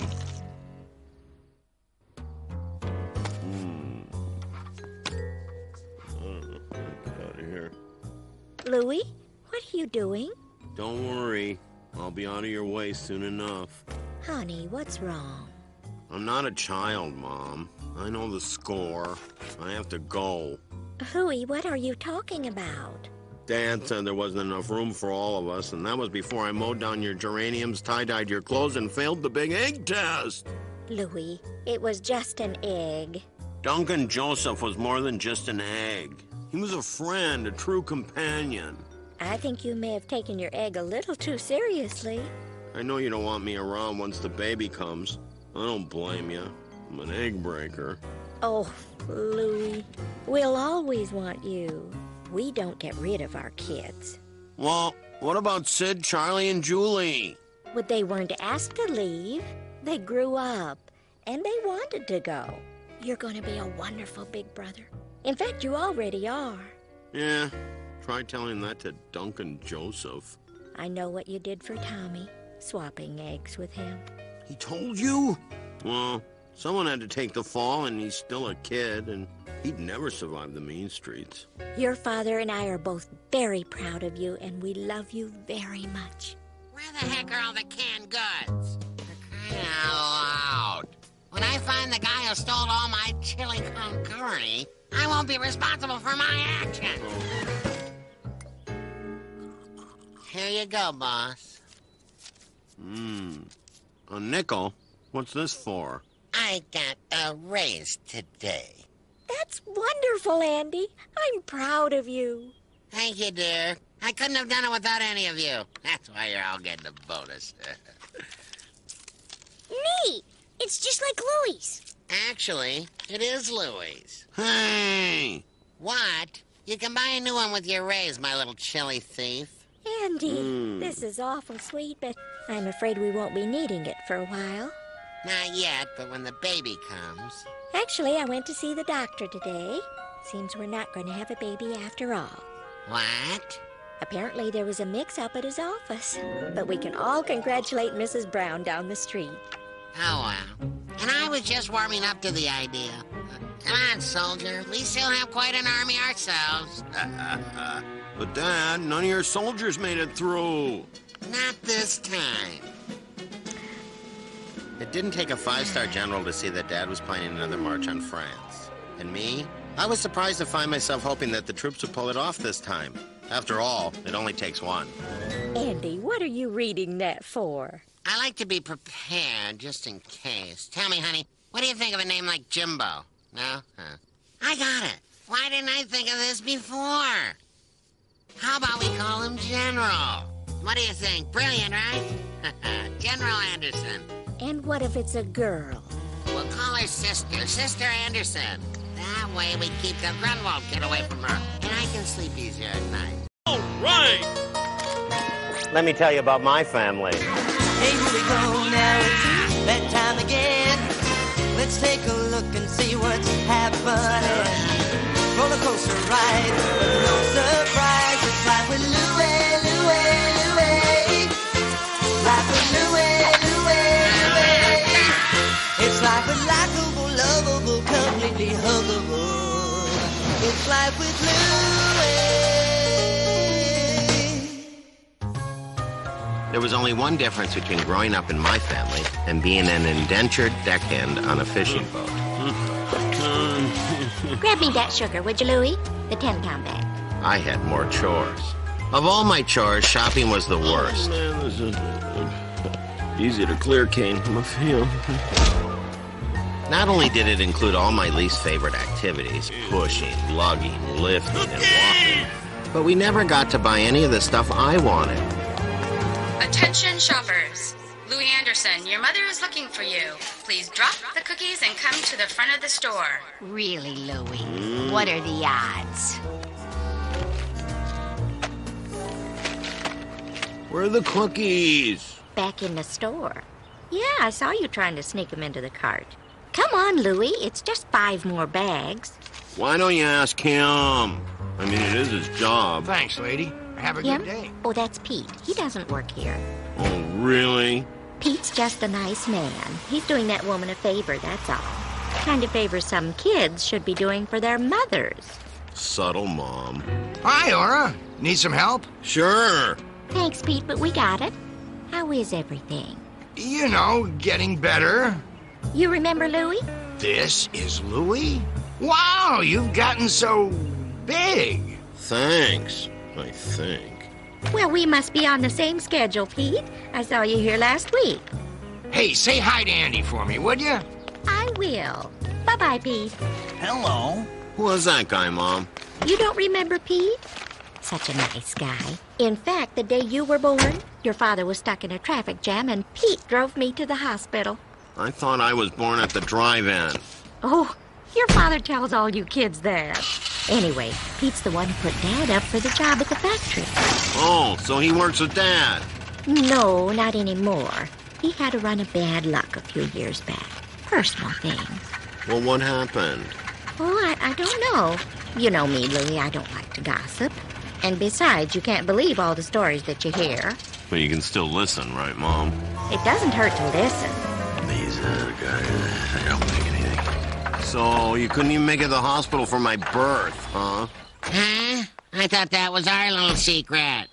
Well, what else are you keeping from me? Oh, I forgot the butter. Louie, do me a favor. Take your bike back down to the store and pick me up some butter. What? Geez, I gotta do everything around here. Run that by me again there, Sporto. I just spent an hour of my life grocery shopping. You guys got me working like a dog. I see. Did you clean the garage like I asked you to last week? Not yet. Did you mow the lawn like I asked you to yesterday? I'm in the planning stages. Did you feed your fish today? He's fasting. Uh-huh. So what you're saying is... All right, I'm going. Families. Who needs them? Cookies, Louie? You're gonna ruin your appetite.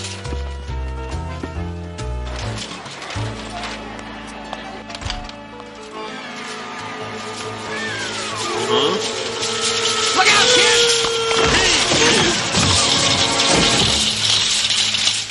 Gee, thanks. That was a close one. Are you all right? Almost tossed my cookies. It's perfectly normal to feel sick after a life-threatening experience. No, I mean these cookies. Here, have one. You shouldn't share cookies with strangers. Could be dangerous.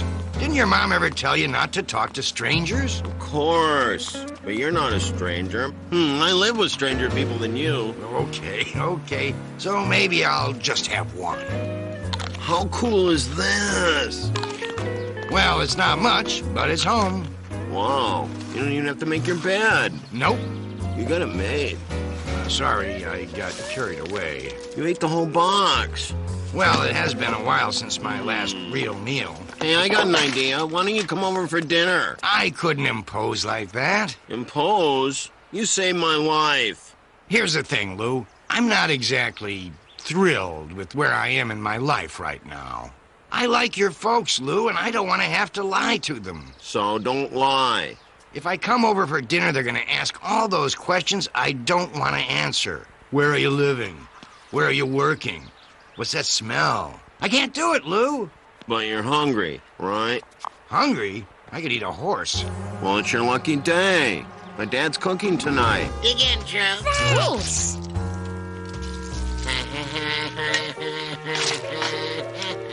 Pass the horse meat, please. Hey, how many is that for you, Louie? I don't know, Dad. Who's counting? I am. Let's see.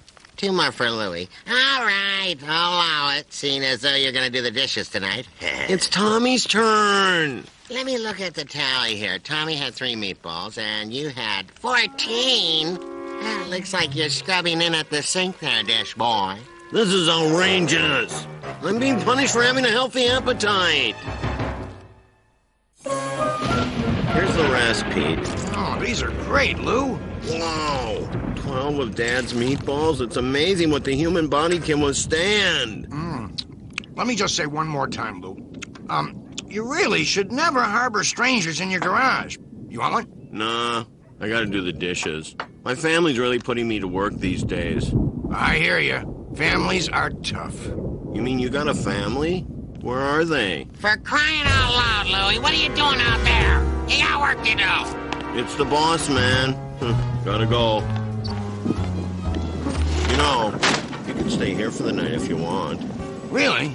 Just one thing. You have to be gone by the time Dad leaves for work. Whoa, I'm not exactly an early riser. No problemo. I'll take care of it. Oh, and Lou, I like a good pillow.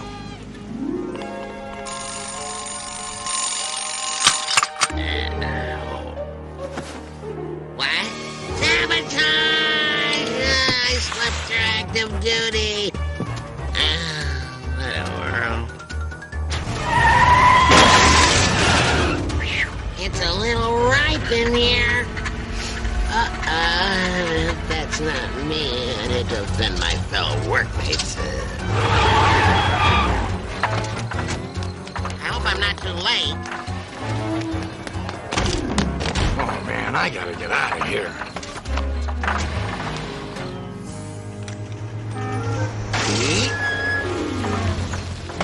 Well, if it isn't the family thief. I was late to work today, Louie. You know what happens when I'm late? You miss out on the free bagels? The whole factory almost shut down. Tractor engines went unwidgeted. If you wanted to borrow the clock, all you had to do was ask. And you would have just given it to me? Not a chance. But the point is... Andy, telephone. I'll finish with you later. Honey, have you seen my goose down pillow? Wow, your dad sure runs this place like boot camp. You're not kidding. You know, we have to wear our dress whites on holidays. That's why I choose the open road. No rules, no worries. So, what's for dinner tonight? Let's see. It's Tuesday. Hot dog stew. Are they kosher? Does it really matter? I'm particular about my frankfurters. Hey, I did save your life, you know. I'll go check. Get it while it's hot. Starving.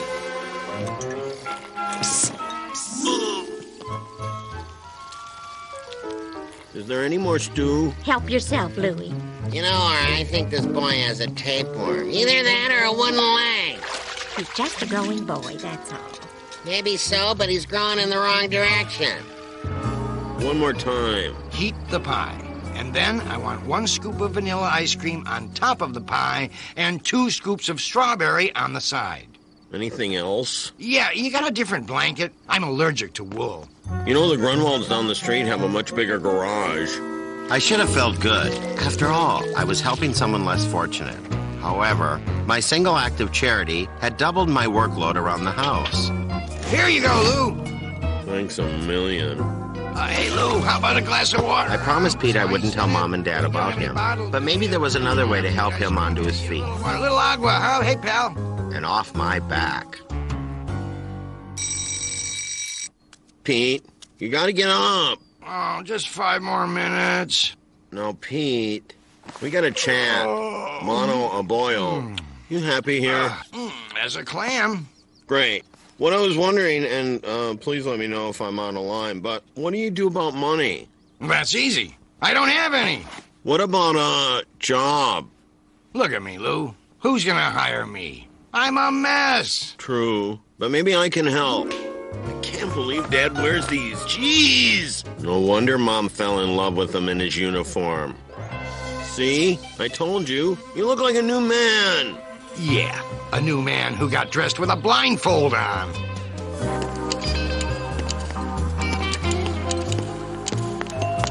I recognize that horrible golf outfit. That's Andy Anderson. Poor guy, down on his luck, and absolutely no fashion sense.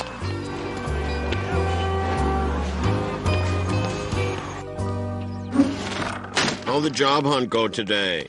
Yeah, not too good. It's a tough market out there. But I gave it the old college try. I got something for you. Getting a job the Hollerin' way. Never read her. It's full of great advice. Let's see. Oh, now, did you greet your interviewer with a sunshine smile and a firm but not threatening handshake? Every time. And you didn't get a single job? No luck. Read the book. We'll talk later. I'm going to check out the classifieds. Try not to drip on the chair, okay? Garage guests. Can't live with them. Can't recycle them. Hey, Dad, can I take a look at the paper? What for? Trying to keep up on world events. Classifieds, huh? You're not thinking of putting me up for sale again, are ya? There goes my master plan.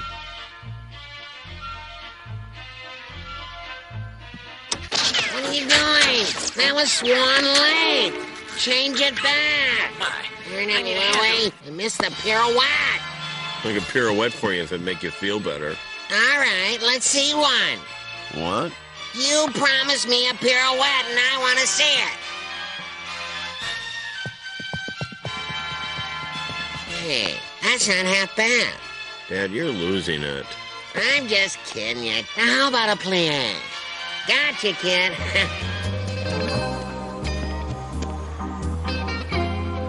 You're right. That is Andy Anderson. Yesterday, he was at the bus stop.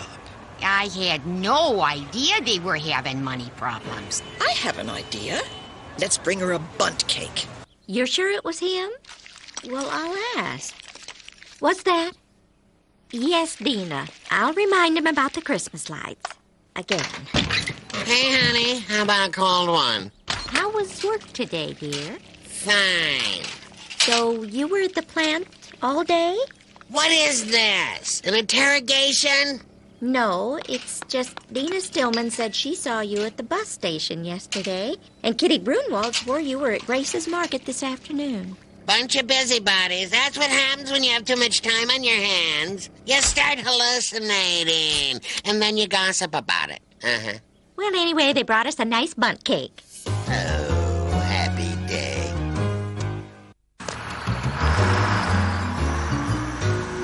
Hey, Lou. Close game. Yeah.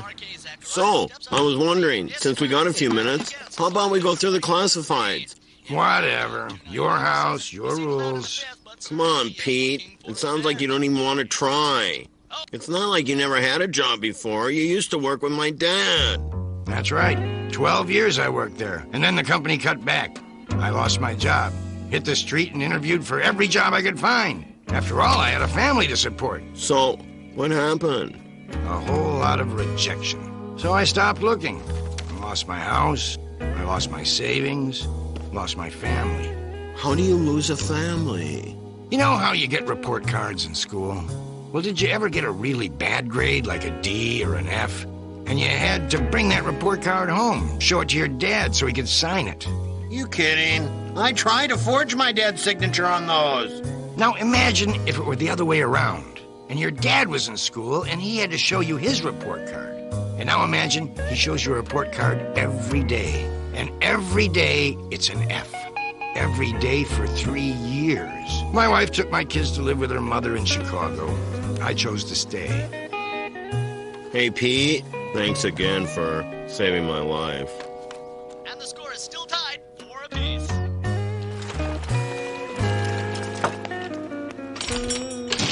Hi, Louie, the usual, huh? I'm a little short, Mr. Stevenson. Just give me a half a dozen.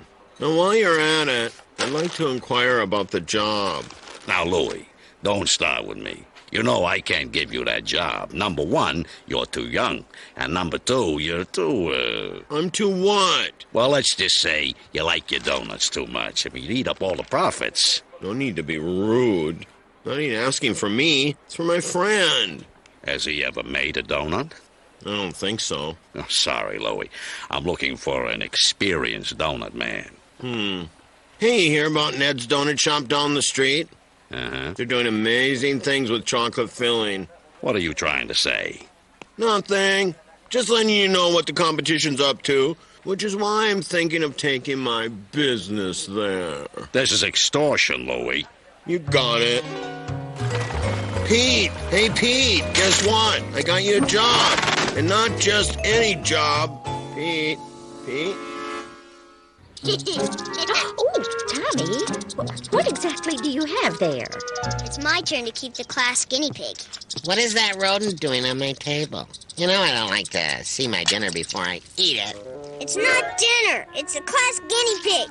So it is. Sorry, Tommy. You know the rule. No pigs in the house. Don't say a word. That's just too easy. Mom, Dad, I made a big mistake. I was irresponsible.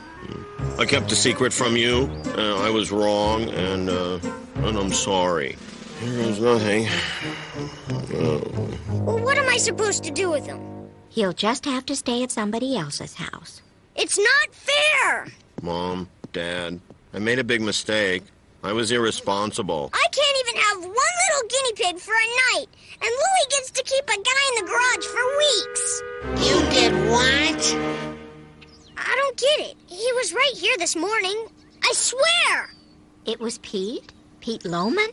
The fellow who drove me to the hospital the day that... Oh, for crying out loud! Am I ever going to hear the end of that?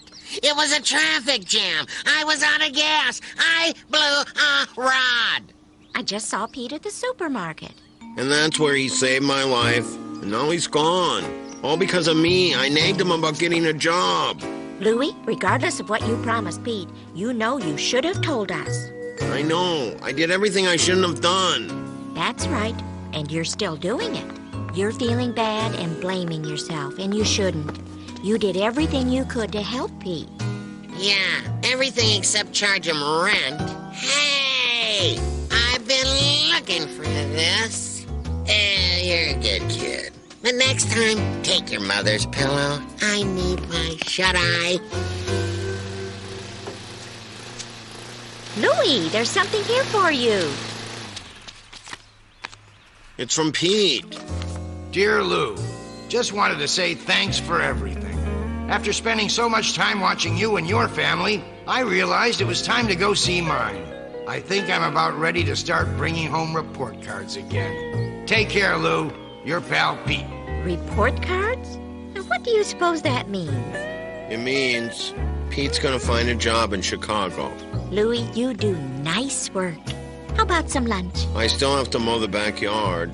That's okay. You can finish your chores later. Mom, don't go spreading this around or anything. But today, they don't feel like chores. Of all the luck. Here you go, Andy. Cream of mushroom soup. Oh, well, I know you're having a hard time, so I brought you some canned goods. What? I don't need canned goods. I need a quarter. Let's see, there's cream corn and artichoke hearts and peas and stewed tomatoes. That's real sweet. But the machine here doesn't take stewed tomatoes. It takes quarters. Good luck, Andy. For crying out loud, anyone got a quarter? Hey, you, buddy. I just need a quarter. For a newspaper. Come on, help a guy out. Hey, what about you?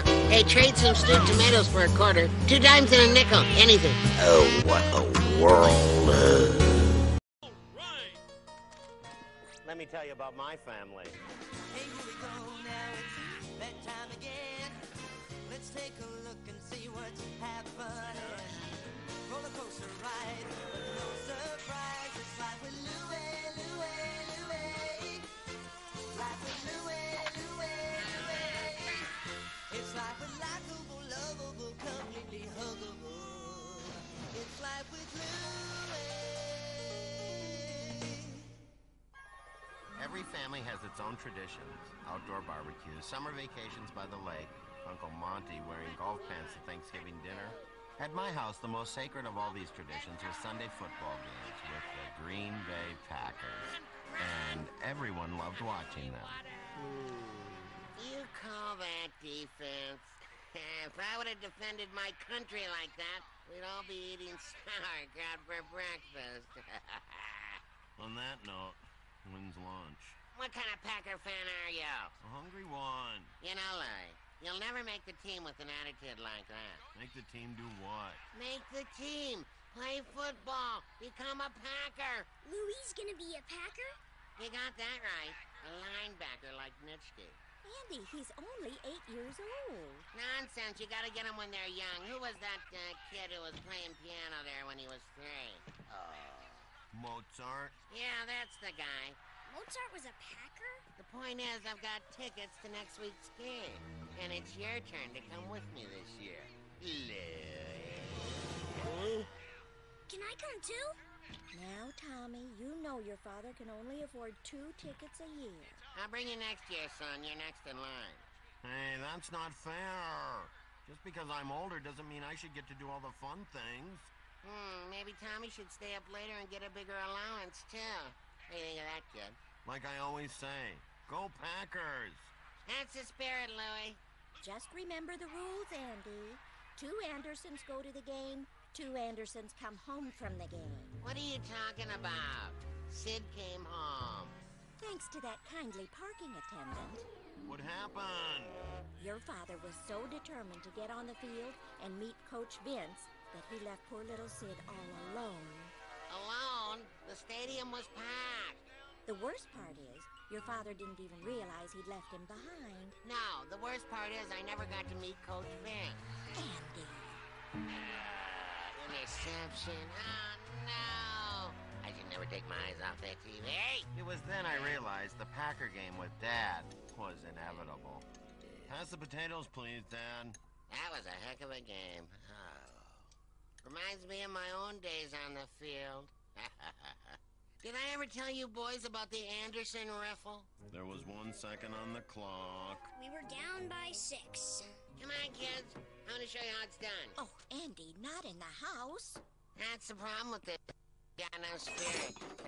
What am I going to tell Coach Vince? And my own flesh and blood doesn't even give a hoot about Packer football. But, Dad, you've never even gotten close to Coach Vince. Did General Patton ever surrender? No. Did MacArthur ever retreat? No. Am I gonna give up on trying to meet Vince? Not on your life, Louie. Now watch closely, boys. I've got it all set up for the Anderson riffle. Go, go! Touchdown! See? Works every time. Yeah, right, Dad. Wow, Louie, where'd you get the Packer program? My dad. He wants me to memorize everything in it. It's just names, numbers, and stats. Huh. Like there's stuff in there you don't already know? You know, Bart Starr. Number 15. 6'1", 200 pounds. 57% completion percentage? How do you guys know all this stuff? They're the Packers. What's so great about the Packers, anyhow? Other than Bart Starr, there's Coach Vince, Paul Hornick, Ray Nitschke. Bless you. Very funny, Louie. You're talking about a football team. How ridiculous. And this is a dog who solves crimes. You don't sound like you're much of a Packer fan, Louie. I have no choice. My dad's taking me to the game Sunday. Wow! Really? You are so lucky, Louie. Just think, you'll be at the game with the real fans while the rest of us stay home and watch it on TV. Fine. Rub it in.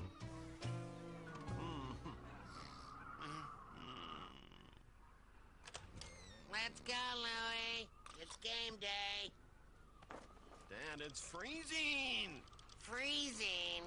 With the wind chill, it's only 30 below. And you're happy about this? Of course, it's Packer weather. The lightweights from Chicago are probably used to only 15 below. They're gonna get ice. What about us? Don't worry about a thing, Louie. I got something for the cold. Thanks. Where's the lining? Come on, son. Let's see what you look like. You look great, kid. I wish I had a camera. All right, let's get down to breakfast. So, roughly speaking, Mom, when do you think we'll be home? Well, dear, the game usually takes 3 to 4 hours. Come on, Louie. We better hit the road. Hey, Louie, if you don't come back, can I have your room? Here you go, my little Packer fans. I packed you a lunch. Sandwiches, cookies, potato chips. It was the first ray of hope in an otherwise grim-looking expedition. Hot chocolate to keep you and Dad warm and toasted. Happy day. I have an idea. We could just stay home. Hello. Oh, hi, Dina. Yeah, they're Let's just go, leaving. soldier. Pick up your rations and move it out. Packers! Go soak your head.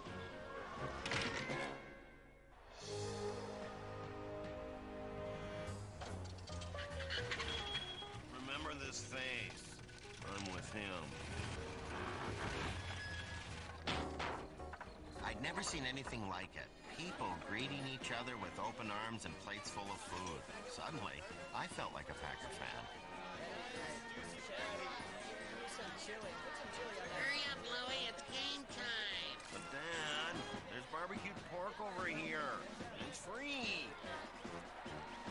Hey, kid, don't forget to enter the punt, pass, and kick contest. Whoa! Where do I sign up? Dad, I think our seats are up there. Stick with me, kid. I'll teach you a thing or two. Never let a ticket come between you and a great seat. Look, the invincible one. Louie, that man is a legend. One day they're gonna name a trophy after him. Dad, you're not gonna try and meet him again this year, are ya? Are you kidding? All I have to do is catapult over the railing, sneak past the guards, crawl under the bench, and then ambush them. Good plan, Dad. May I see your tickets, please? What? I'm sorry, sir. You're gonna have to move. Your seats are up there. Sorry about that, Mrs. Nitschke. Here you go. This is outrageous. This is un-American. Here we are, Dad. The Andersons have landed. I might as well be sitting in France.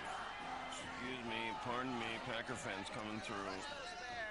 Crush him! Pound him! Slaughter him! Come to think of it, I might be safer wandering the parking lot. Great seats, Dad. I can't see a thing. Here, Louie. Try these. Always work for spotting the enemy. Whoopee. Come here, let me help you out, kid. Oh, that's okay, Dad. You can use them. Besides, I need both hands to keep warm. What are you talking about? The sun's out. Oh, man. You gotta be kidding me. Hey, Louie. Coach Vince. He's looking up this way. Vince! Vince! Vince! Vince! National anthem. For the land of the free and the home of the brave. That's better. And there's This is fun. Oh, whoops. I lost another one. I don't know how those French women managed to make a meal out of this. Speaking of the French, did I tell you what happened to my mother-in-law yesterday? Oh, you mean the one that lives in Memphis? She was at the Piggly Wiggly when who should she spot? But Elvis Presley. Elvis Presley? Oh, my. There he was, stuffing his cart full of peanut butter and bananas. He ought to learn to eat better. Or mark my words, that man's gonna blow up like a balloon. Elvis fat? Elvis, never. Never. There's the pass. Look out! Come on, boys. Hit him harder. Looking good, Dad. Hey, lots here. Peanuts here. Oh, popcorn over here. Try yelling at the players, Louie. What for? I have no idea what's going on. All right, son. You see the two end zones at either end of the field? Think of those as two huge donut stores. Do they have jelly filled? They've got everything. That's why all the players are trying to get in. But you can't get in without the key. And the key is the football. That's football? That's football. Come on, Packers! Crush them, powder them, deep fry them, glaze them, jelly them. All right! He drops back. Loose ball. Jagers dives for it. Touchdown, Chicago!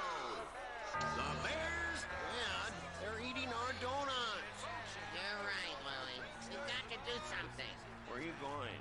I've got to get down there and teach Vince how to run the Anderson riffle. You wait here. Rolling out of their socks to get back in the game. 2 clubs. 3 hearts. 4 clubs.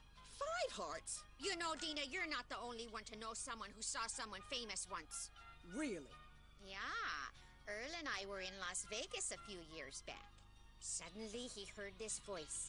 He turned around, and who should it be but Anne Margaret? You mean the lady who works at the Dairy Freeze? No, not her. Go on, Kitty. Tell me more.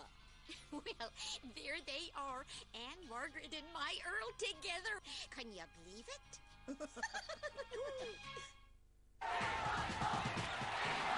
He jumps stiff on. Oh, and he is down. Dad, you came back for me. Of course not. We've got more guards down there this year. Attention, all participants in the punt, pass, and kick competition, please report to the field. We better get down there, Louie. It's time to show them what you got. What, frostbite? You're gonna enter the contest. But, Dad... Don't worry, Louie. You were born for this. You're an Anderson. Oh, that puts me at ease. Here come the future. Sorry, pal. Kids only. I'm a kid at heart. Yeah, nice try, Junior. Back to your seat. Hi. Hey, your dad put you up to this? Yeah. Mine too. Tell me about it. Packers this, Packers that. It's driving me crazy. Well, good luck. You too. There's an interesting throw. Oh, man, that was beautiful. Well, folks filed that one under. Nice try. There's the kick. Look at that thing fly. Next, we have place kicking. Oh, through the goalposts. I believe we have a winner in the house. Congratulations. Let's give a big hand to our winner. Hey, congratulations. Thanks. But I don't know how I'm ever going to tell my dad I don't want to play pro ball. You don't? No. I want to be a flutist. Musicians are good, but I doubt you could throw a flute that far. You should think about it. Think so? Hands off. That one's for the coach. Hey, you bring water to Coach Vince? Yeah. I'm a water boy. That's what water boys do. That was good. Great. Attention, the owner of a beat-up green Rambler, your lights are on, and your tire's flat, too. Look out! Oh. Okay, troops, so we're surrounded. But we're not giving up, because I've got a plan. Now bring it in. Let's see, I need your hat, and your camera, and, Bundt cake, anyone? Did I ever tell you what happened to me when I visited my sister in California? I'll just go percolate some coffee. I was at the Brown Derby, when who should sit down in the booth next to mine but John Wayne. Ooh, is he as handsome as Elvis? Absolutely dreamy. Goodness. I wonder if Aura has ever met anyone famous. Well, I don't know. Let's ask. Coffee? Aura, you've been very quiet this afternoon. Surely someone in your family has had a brush with a celebrity. No, I don't believe so. Although I have chatted with Anne Margaret from the Dairy Freeze. all right, move aside. Reporter here. Hold it right there, pal. Where do you think you're going? Just doing my job. Doing your job, huh? Yeah, funny, I never seen you here before. Tell me, who's the Packers' all-time leader in receptions? Don Hudson with 488. How many points did Paul Hornick score in 61? He's a 146. What's Ray Nitschke's favorite movie? The new Rockney story. Sorry, pal. Sound the music. Let's get you back to your real seat, okay? Come on, turn around. I gotta get to the coach. I can win this Poor game. Dad. Once again, he failed to get the riffle to Coach Vince. I thought, perhaps, I could give it a shot. Looking a little tired there, buddy. What do you want? Can I give it a go? Yeah, right. I've got the new Night Sniffer. One apiece. Don't spill. Okay, that's enough for you. This is it. It's time to find out what you're made of. Time to send those bears back to Chi-Town with their tails between their legs. Time to... Back off, boys. Coach needs water. Hey, that's my kid next to Vince. He's gonna give him the play. He's gonna give him the play. Little H2O, Coach. Thanks, kid. Look, I know I'm only the water boy. Actually, I'm not even the water boy. I'm just filling in. Anyway, the truth is... Get to the point, kid. The game's almost over, and I'm down by 6. I think you should try the Anderson riffle. Did you say the Anderson riffle? You heard of it? I'll say, 20 years ago, I coached high school ball. Some kid named Crazy Legs Anderson used the riffle to beat me. I've been trying to figure it out ever since. Well, I'm Crazy Legs Jr., and I know how it works. Okay, huddle up, I said huddle up, snap to it! And listen to the kid, he's got a great play! Great play? That's a kid who came in last in the punt, pass, and kick competition. Great coaches aren't necessarily great players. Listen up. Here's how it goes. Pack is down by 6 with 2 seconds on the clock. It all boils down to this, folks. And Hinson drops back. Chicago blitzes.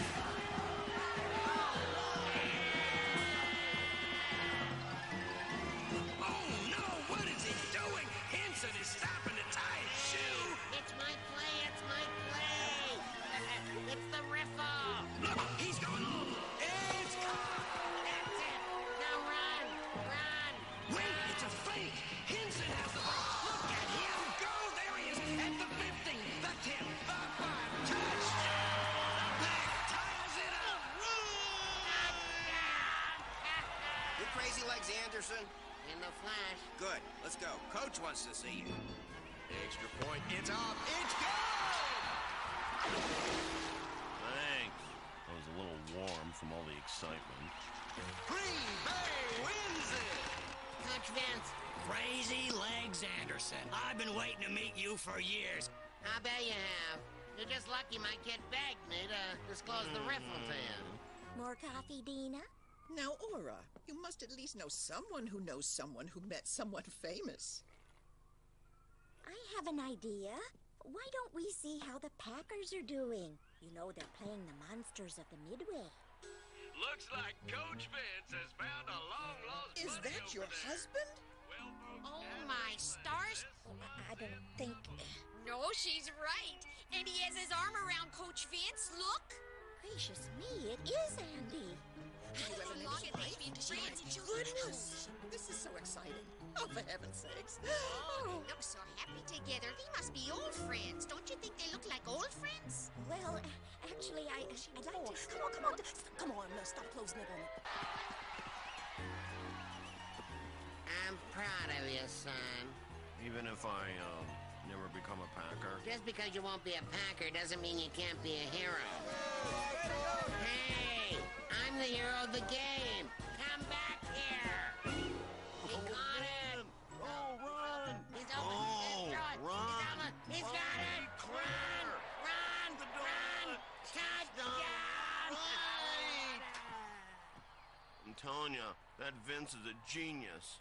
Genius! Did I ever tell you about the Statue of Liberty play? I invented that play.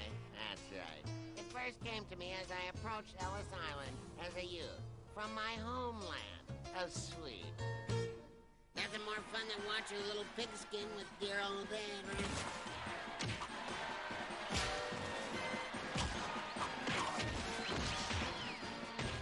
Right again, Dad. Touchdown! We won it! All right! Let me tell you about my family. Hey, here we go now, it's bedtime again. Let's take a look and see what's happening. Roller coaster ride, but no surprise. It's like with Louie, Louie, Louie. Like with Louie, Louie, Louie. It's like with likable, lovable, completely huggable.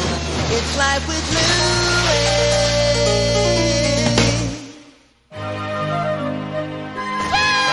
Summer vacation. For most kids, it meant freedom from the tyranny of the school year. For me, it just meant more tyranny. Hey, Loogie! Know what time it is? I don't know, 3:30? Wrong! It's Noogie time! But it was Noogie time at lunch today. Duh! How dumb can you be? We're in a daylight savings Noogie time here. It's summer! Must have forgot to turn my clock back.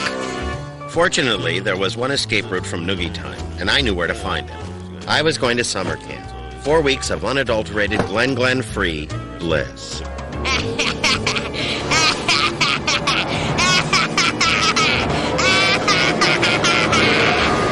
Louie, will you help me pack? What for?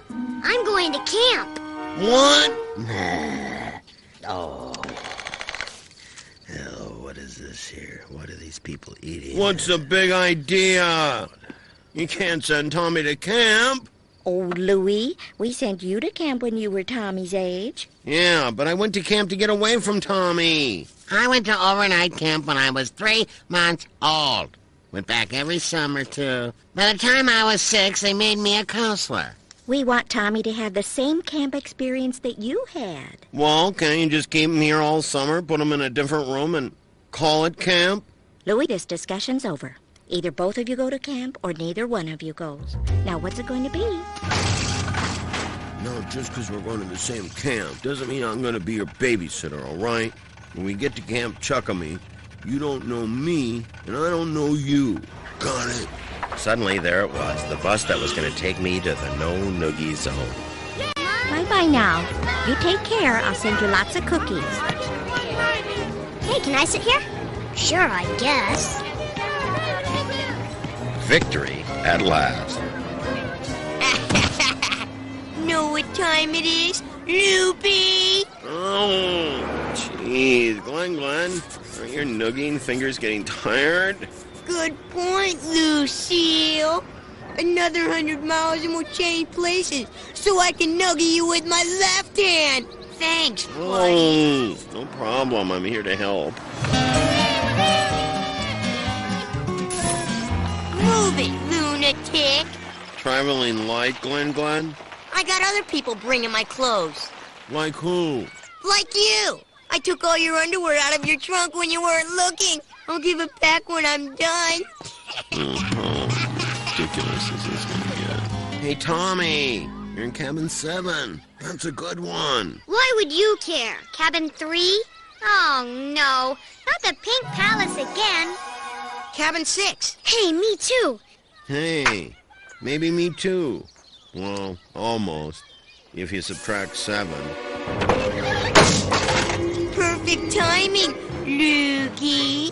We just voted for cabin leader. Gee, I wonder who won. Move it! That's my bed. Wrong again. That's my bed.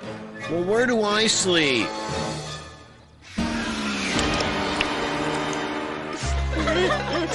I want to go home. I miss my mommy. Homesick, buddy? And you? Bet you miss your family, huh? Well, tell me this. Do you miss your mom standing over you, making you eat your Brussels sprouts? No. And you? Do you miss your big brother using you as a tackling dummy? No. What about you, my good man? Do you wish you were at home mowing the lawn, doing the dishes? Of course you don't. Look around you, my friends. We're not at home anymore. We're at camp. That's right, that's camp with a capital C, and that rhymes with P, and that stands for pool. That stands for pool. Camp Chuckamy, can I help you? Just a minute, please. Attention campers. Would Louie Anderson please report to the office? There is a phone call for Louie Anderson. Your mother is on the phone. Repeat, your mother is on the phone. Mama's calling, Mama's calling. Nice going, loser. I think you broke the world record for wooziness. We're not even here an hour and your mother's calling. Hey, tell her to send some more underwear. Oh, Oh, Louie, stop exaggerating. I'm sure they're not going to make you sleep on a deck chair. Just a minute, dear. No, I don't think you have bursitis. Now, you try to have fun, Louie, okay? Bye-bye. Aura, we gotta talk about this long-distance bill. It's outrageous. Small countries don't have the phone bill we have. We gotta cut... Hello? Oh, yes, operator. I'll accept charges. Julie? Hi, dear. Listen, I can't talk right now. Can I call you back? Okay. Who is that? Julie? Our daughter, Julie? Julie who lives in Oregon, Julie? Area code 503, Julie? Yeah, now if we're done, I should call her back. Send her a homing pigeon. Well, fine. Of course, she was calling for a recipe. Well, she's still learning how to cook, but I suppose if her marriage breaks up, she could always move back here. Won't that be nice? Tell her I said hello.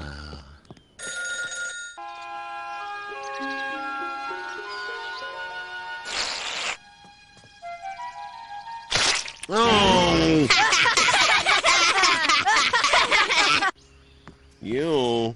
I thought you were the switchboard operator. Hey, I'm multi-skilled. What's the problem? Swallowed shaving cream. I think it gave me an ulcer. You better send me home. Nice try. Now get out of here. Of course you'll remember how to swim. All right, kids. Today we practice our dives. Any questions? Yeah. What if you misjudge the depth of the water and we end up hitting our heads on the bottom of the lake? Oh, come on now. That's just negative thinking, Lonnie. Louie! Go on, Lonnie. Explore! Hey, look what I found. What is it? Jeez, it looks like a sail. Looks like a parachute. Hey, Give over it here. back. Keep away, keep away. All right, swim time's over. Everyone out. You too, Lonnie. I'd like to stay in if that's all right with you. I'm, having too much fun exploring. There you go, Lonnie. That's the right attitude.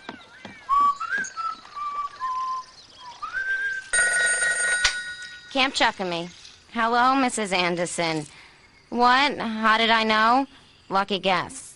Hold on. I'll see if I can find him. Louie Anderson, please report to the office. Your mother is on the phone. Again. Feeling frowny?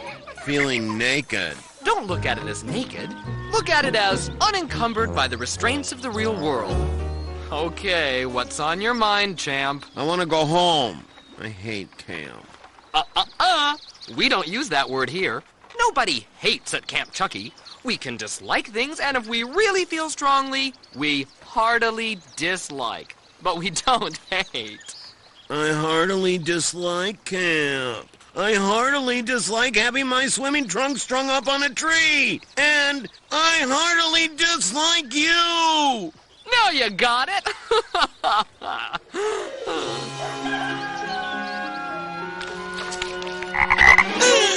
Oh, yes, Olivia, the boys are having a great time.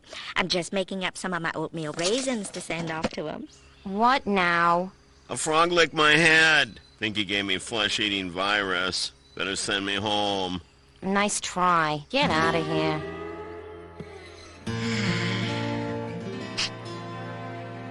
Bows up, pull back, and release.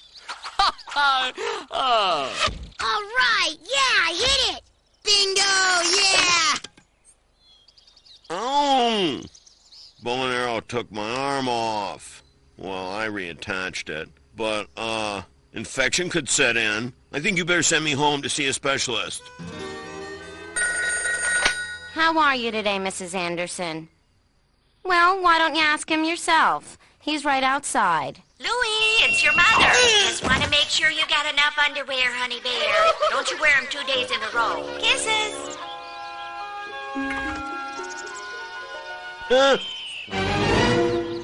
I only had one more week at camp to go, but I knew I wouldn't last another minute. It was time for me to make a break for it. Time to run. Time to catch the Midnight Express out of Camp Chucky. Lonnie, you're just in time for the nature walk. Unfortunately, the Midnight Express derailed moments after departure. We're using the buddy system today, Lonnie. Oh, no, not him. I'd rather have an out-of-buddy experience. Yeah, forget it. I'm not gonna be Loogie's buddy. What we have here is a great opportunity for you two to work on your cooperation skills. So, you're tying us together like animals? That's negative thinking. I'm uniting you with a bond of trust. Come on, toddler. I'm coming all right. I can't go as fast as you. How are those cooperation skills coming, boys? Peachy. We got a system. He drags me, and I get dragged. Perfect. Stop, please. Falling. Please stop. Hey, what's the big idea? We're resting. What are you talking about? I've been doing all the work. I've been dragging for the last mile. Is it my fault you can't keep your balance? Hey, where is everyone? It's too quiet out there. How's that person supposed to get any rest without... Louie hung me on the doorknob. Tommy buried my favorite socks. Oh, you miss the boys. Now, maybe I miss hearing their voices around. And maybe I miss seeing their faces here and there. But it's nothing a tape recording or a photograph couldn't take care of, huh? Uh-huh. More cookies for the boys? Huh. Yep. How you sending those, U.S. mail? Well, I was thinking about it, but you know, you can't always trust the mail service. You got that right. I just wish I could have someone I trust deliver these cookies. Andy, maybe? Fine. Twist my arm. I'll do it. Geez, you don't have to browbeat me like that. Oh, nice going, Lulu. You got us lost. What are you talking about? You were leading the way. This way. All right. We'll flip for it. Heads, we go your way. Tails, we go my way. Okay, but I don't have a coin. Who said anything about a coin? I'm gonna flip you. Let's just go your way. I can't find my brother Louie. Oh, don't you worry there, little fella. We were using the buddy system. See, the beauty of the buddy system is this. Buddy number 1 gets lost. Buddy number 2 brings him home. Buddy number 2 takes a wrong turn. Hey, who's that over there? It's buddy number 1. See, it's flawless. Oh, yeah? Well, what if both buddies get lost? Hey, Lukey, you know what time it is? I know. Noogie time, right? No, really. What time is it? I don't know, about 4:30 or 5. You mean it's gonna be dark soon? You're not scared of the dark, are you? You better keep it to yourself, Lulabelle. This gets out, I'm gonna have to pound you. And just for your information, I'm not scared of the dark. It's the lack of light that bothers me. That was that turn on. Where are my tax dollars going? This road is terrible! This way, Louie. Where are we going? I hear something. I think it's the camp. It sounds like a river. No, it's camp. I know it. I'm telling you, it sounds like...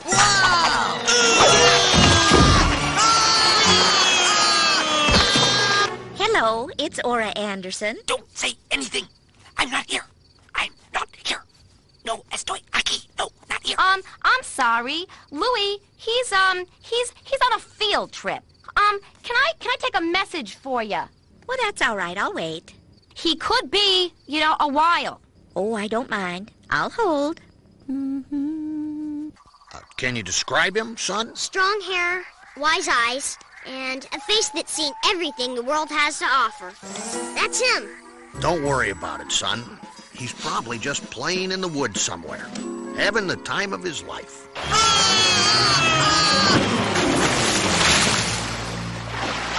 Oh, no. No river down here.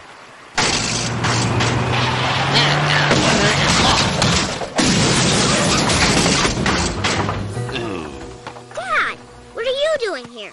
Just wanted to make sure these cookies arrive safely. Louie's missing. He got lost in the woods. What? Hey, Glenn, got something in your eye? No. And if you ask me again, I'm gonna put something in yours. Okay. That's fair.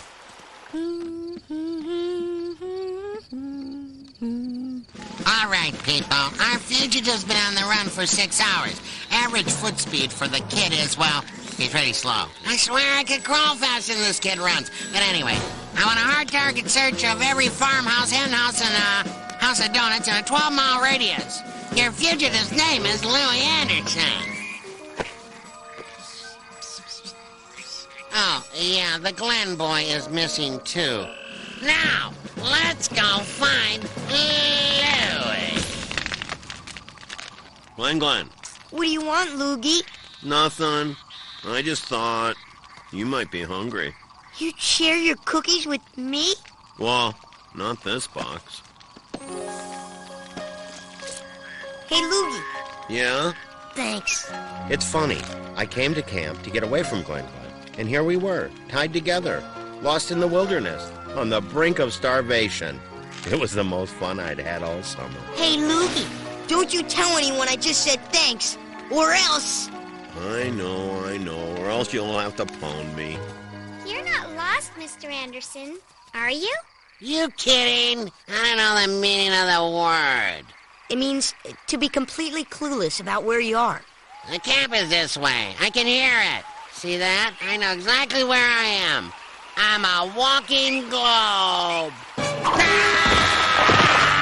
And now he's a rolling globe. Up and at 'em, Glen. Mommy, my covers fell off and I can't find my nook. Well, that takes care of my nightmares for the next year. Come on, Glen. What? Morning already? Let's go find your nook. Hey, look, it's them! Louie, Glen, look! Over here! Louie! Were you scared? Not for a second. Did you see any bears? Only the one I was tied to. All right, you can stop worrying about it. I made it. I'm fine. No need for a welcome home party. Huh? What? Anyone? I swear, officer, I don't know where you're getting this.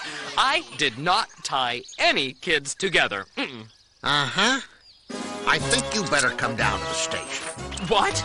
You're arresting me? What? We still have crabs. That's negative thinking, Counselor Rudy. Yeah, don't look at it as being arrested. Look at it as an opportunity to explore the police station up close and for a really long time. Well, I've given them the best summers of my life, do you hear me?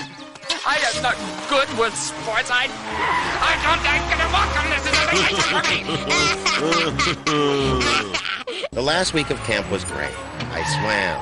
I played kickball. I learned how to shoot a bow and arrow. And best of all, I didn't get a single noogie. During our ordeal in the woods, I guess Glen learned to respect me as a fellow human being. Hey, Louie, know what time it is? About 3? Wrong! It's about 10 seconds till noogie time! 9, 8, 7, 6, 5, 4, 3, 2, 1. Oh well, I guess we all have our roles in life. And I couldn't expect Glen to stop playing his. After all,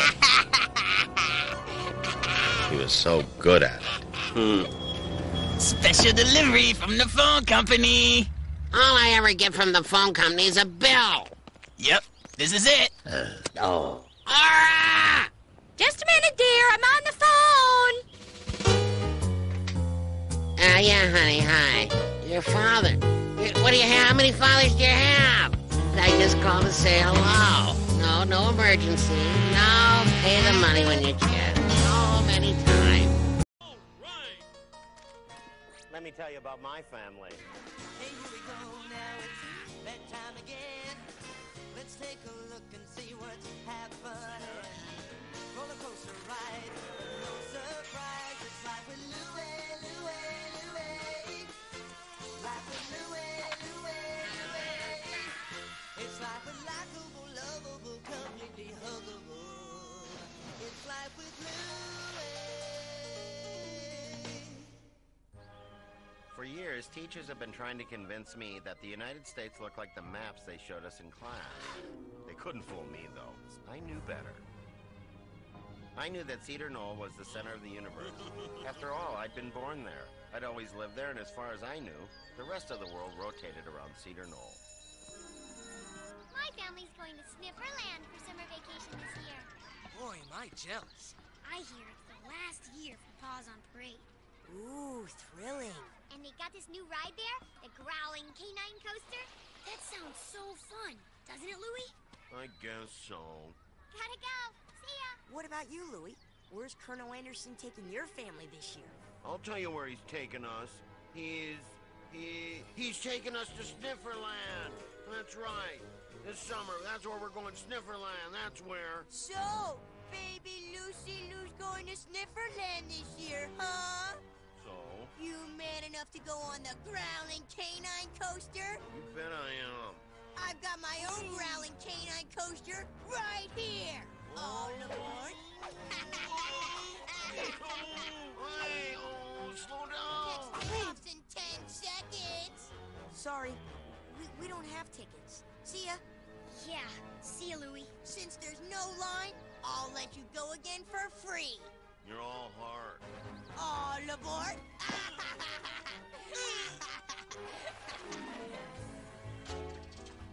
Another day at the grind. Can we go to Snifferland, Dad? Please? Can we go? It's the last year of Paws on Parade. Please. Couldn't we talk about this later? Like after you two finish college? Hello, dear. All right, I can't get them off me. Give me my crowbar. I want to go to Snifferland, Dad. Where's that? Fresno, California. What are you, nuts? That's in California. It's on the other side of the world. For summer vacation. Are you forgetting something, Louie? We're going to the Civil War reenactment camp for the summer. Oh, again? General Grant! I got another rebel. We do that every year. I want to go to Snifferland. Me too. Tell you what, boys, I'll make you a deal. This year you can both fight for the North, and I'll fight for the South. Of course, don't expect the same outcome. General Lee! I got another Yankee! What do you say, kid? Oh, Dad, come on. Come on, Dad. Andy, maybe a change would be good. What are you talking about? Change is never good, and it's usually more expensive. It'd be good for the boys to see California, and I could use the trip to add to my salt and pepper shaker collection. Oh, yeah, just what we need. We'll be the envy of all of our neighbors when the great salt and pepper famine hits Wisconsin. Show your father the coupon, Louie. If we go to Snifferland before July 4th, this coupon gives our whole family 50% off admission. I'm sorry, Lee, but the answer is definitely no. Absolutely not. No way. I don't think so. Why do you have to bring so much stuff? What do you think, we're moving? What do you do? Hey, pal, any chance of helping a veteran out? Did you bring the camera? Of course, dear. Because I want to capture every moment at Snifferland. Hey, you two shutterbugs ready? California is not gonna come to us. I can't wait to ride in an airplane. Me too. We've never been on a plane. I hear they give you free peanuts. Don't forget to dust the salt and pepper shakers twice a week. Bye-bye now. I won't forget. Okay, have fun, everybody. Yes, they're gone. I've got records. I've got the snacks. I'll call the boys. Next train. Dad, we're taking a train? But I wanted to fly in an airplane. The train is better than an airplane. We'll get to see much more of the country this way. Not to mention it's half the cost. Besides, we're traveling in the plush car. Hear that, boys? The plush car. Board. Oh, look! There's the Mississippi River. Whoopee. Man, that is the biggest river I've ever seen. Don't you want to take a picture of the Mississippi River, Louie? I hope I was using the proper shutter speed. Comfy, boys? Yep, I spared no expense. When it comes to my family, only the best. Excuse me, Stuart. Where are the plush beds? The plush car is our cheapest fare, sir. It doesn't come with beds. Oh, we don't need beds, Louie. These seats will be just fine. See? You practically melt right into them.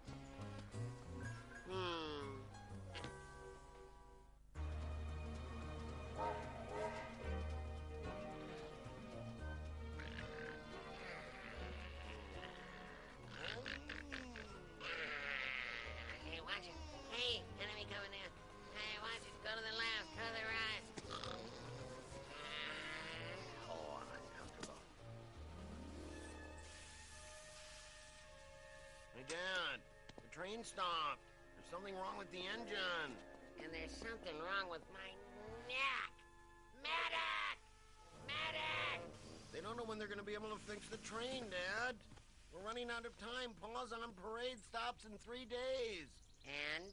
And that's when our coupon expires. I can't move my head, and you're worried about a coupon. If we don't get there in 3 days, it'll cost you double. Get our bags. We're getting off this train. Are you sure this is such a good idea, Andy? Of course it is. We'll walk to the next town. It's probably only a couple of miles away. I feel sorry for those fools who stayed on that train. Who knows how many days they'll be stuck on that old thing. Right on, Dad. Hey, Dad, how long did you say the average human could survive without water? I'll have you know. Incoming! Howdy, strangers. Trouble? Of course not. We're just getting a little exercise. Hang on, everyone. Skyhawk the base! Skyhawk the base! Got everything under control. So, where are you heading? California! Well, I'll take you as far as I can. Hey, something wrong with your neck? What gave it away? The awkward position of my head, or the look of excruciating pain in my eye? What's that down there? That there's the very first shopping center in the state. It's called a mall. What's that? It's a big building with all kinds of different shops in it. Do they sell salt and pepper shakers there? Are you kidding me? They got a store in there, that's all they sell. You think maybe we could make a little detour? The man's not landing the plane just so you can buy a few trinkets, honey. Don't be silly. I'll be back in a jiffy. How much salt can one family eat? Dad, we're running out of time. We've got to get to Snifferland. Aren't these priceless? Yeah, it's priceless. I wish they were weightless. Did you remember to get my muscle ointment, honey? I'm sorry, dear. I just didn't have the time. Stiffed again. Literally. Louie, why don't you take a picture of the mall? I smell a Pulitzer. A mall, what a dumb idea. Take my word, kids. That'll never work. Hey, Mr. Mill, can you get this thing to move any faster? Stop holding this baby back. Give her some juice. There's too much weight. Don't you know anything about flying? I served my country 5,000 feet up in the air. I earned my wings making this world safe for democracy. That's what I know about flying. I don't like to brag. But MacArthur once said if it wasn't for my aeronautical expertise, the war would have gone on an extra year or two. Mind if I give it a go? Sure, if you think you can get it to go any faster, then be my guest. Hey, what are you doing? You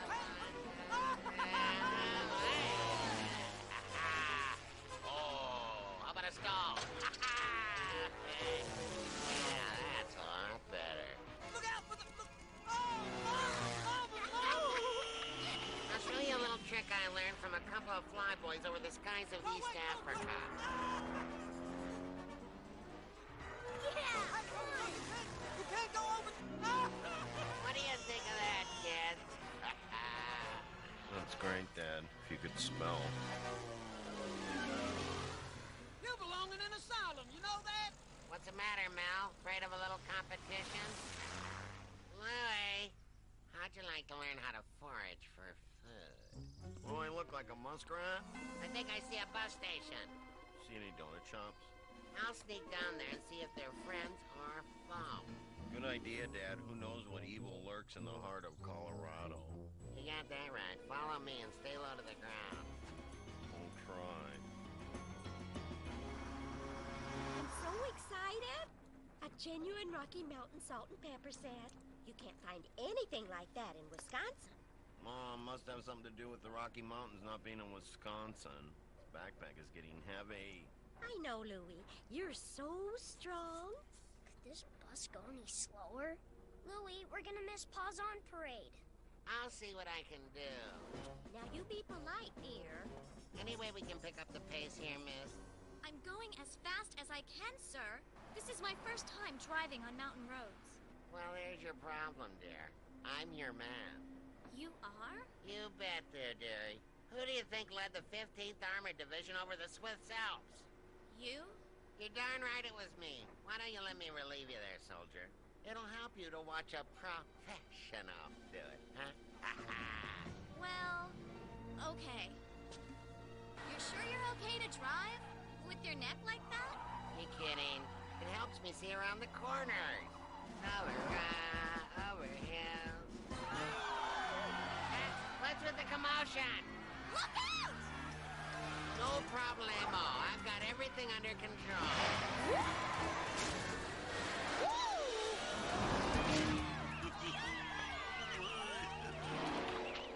Dan, rock slide.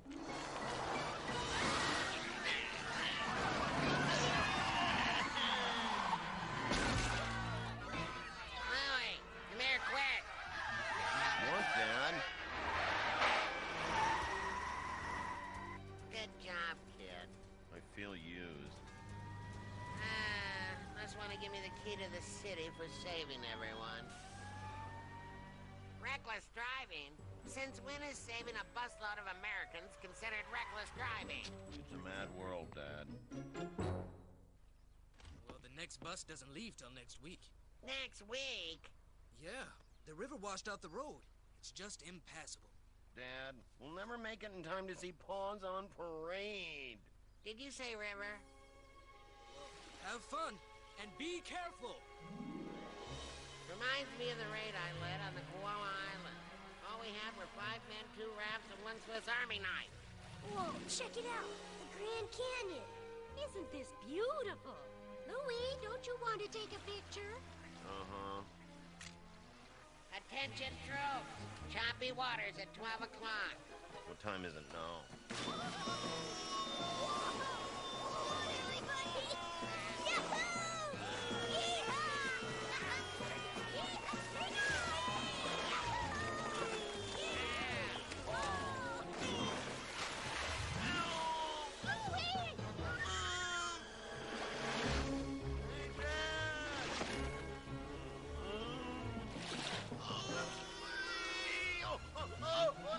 Oh, Dad! Louie, let go. I'll catch you.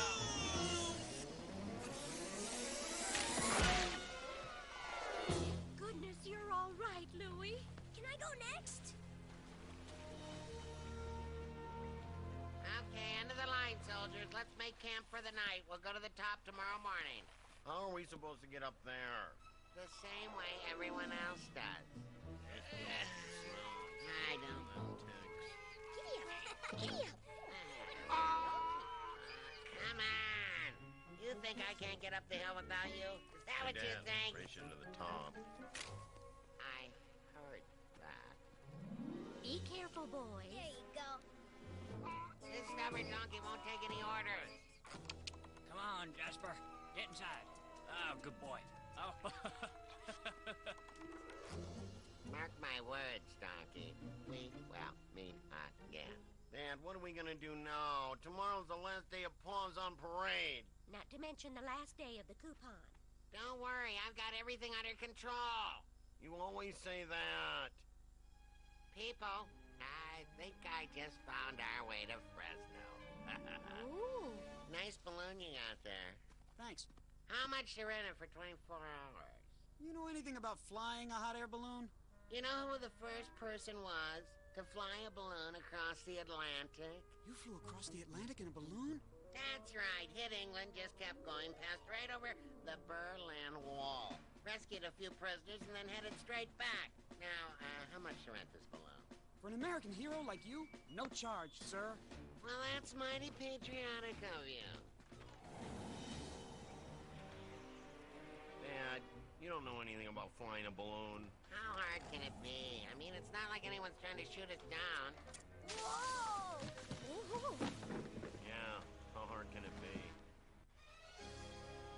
Cool. Oh my, how pretty. Wow, look at that. Dad, do something. We're gonna crash. Andy! We've got too much weight in the balloon. We need to throw something overboard. Louie? Yeah, Dad. How about how much you weigh, Louie? Don't even think about it. All right, let's throw the luggage overboard. Dad, it's not enough. Oh, here. How about this? Not your collection. Yeah, Mom. Hey, but we need to throw something overboard quick. Well, can't you find something else? I did. Your brother didn't go for it. Just give me a moment. Today! Hey, Dad, I got an idea.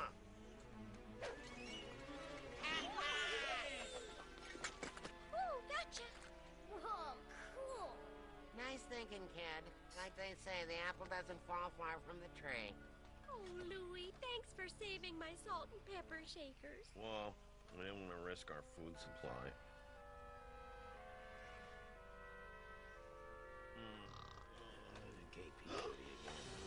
Hey, Dad! Dad! Snifferland only 5 miles away! All right. Ha! I told you we'd get us there on time. Thanks, Dad. You're the greatest dad ever! You got that right. You better get that coupon ready, Louie. Snifferland, here we go. All right, we're the first ones here. Uh-oh. Hey, Dad, why isn't anyone here? What's with the rides? Orlando, Florida. How far away is that, Dad? By plane or balloon? I'm afraid it's on the other side of the country, Louie. Oh, perfect. Louie, I thought you said Snifferland was in Fresno. But it says so right here, Dad. This comic book is over 2 years old. Oh. Now, what are we supposed to do now? Oh, I have an idea. Don't even think about it, Aura. Are you listening to me, Aura? Stop right there. About face. Aura? Dad broke down and bought us plane tickets back home. He figured we'd save money in the long run. What have they got in Orlando? Nothing but swampland. Mark my words, nobody's ever gonna go there. You're seated on the left-hand side of the aircraft. You can get a good view of the Grand Canyon. Where is it? Yeah, great view. I went on the growling canine coaster 12 times. It was really great. Oh, it's too bad you didn't make it to Snifferland, Louie. We made it. A couple of months late. Aw, you missed the final pause on parade. I know, I missed it all. And all I have to show for my vacation are these lame pictures. What are they pictures of? Yeah, what are they? Let me see them. You took these? Wow, where'd you take this one from? I took that in the hot air balloon. You got to ride in a balloon?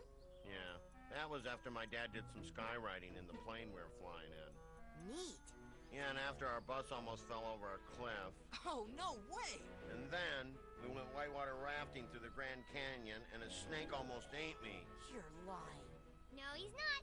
Look at this. That's amazing. Louie, you had the coolest vacation ever. You think so? Yeah. What else did you do, Louie? Tell us more. Yeah, well, we rode jackasses from the bottom of the Grand Canyon to the... I learned a couple of things from that vacation. First, I learned that sometimes the best trips are the ones you don't plan. And second, I learned there was a great big world outside of Wisconsin. And you know something? I was the only kid in town who knew where the Colorado River was. Not to mention having survived it in a raft. You are so lucky. There's salt and pepper shakers in my trophy case. My trophy case. Where are all my trophies? Ah, I had my medals in there. There's nothing sacred anymore. All right. All right. Let me tell you about my family. Hey, here we go now, it's that time again. Let's take a look and see what's happening. Roller coaster ride, no surprise. It's like with Louie, Louie, Louie. Like with Louie, Louie, Louie. It's like with likable, lovable, completely huggable. It's like with Louie. People have different priorities. Ask anyone my age, and they can tell you exactly where they were when man first landed on the moon. Oh, isn't this exciting? Ah, you got that right. I love this moonwalking stuff. Not me. Where was I when the Beatles played Ed Sullivan? Cool haircuts. No idea. But ask me where I was when Cedar Knoll Cinema opened during the summer of my 8th year. That one I know. I was first in line. That was the summer I discovered the movies. I watched them all. War movies, musicals, comedies, musical comedies, musical war movies, action adventures, even the foreign film. Oh, man, you better watch it.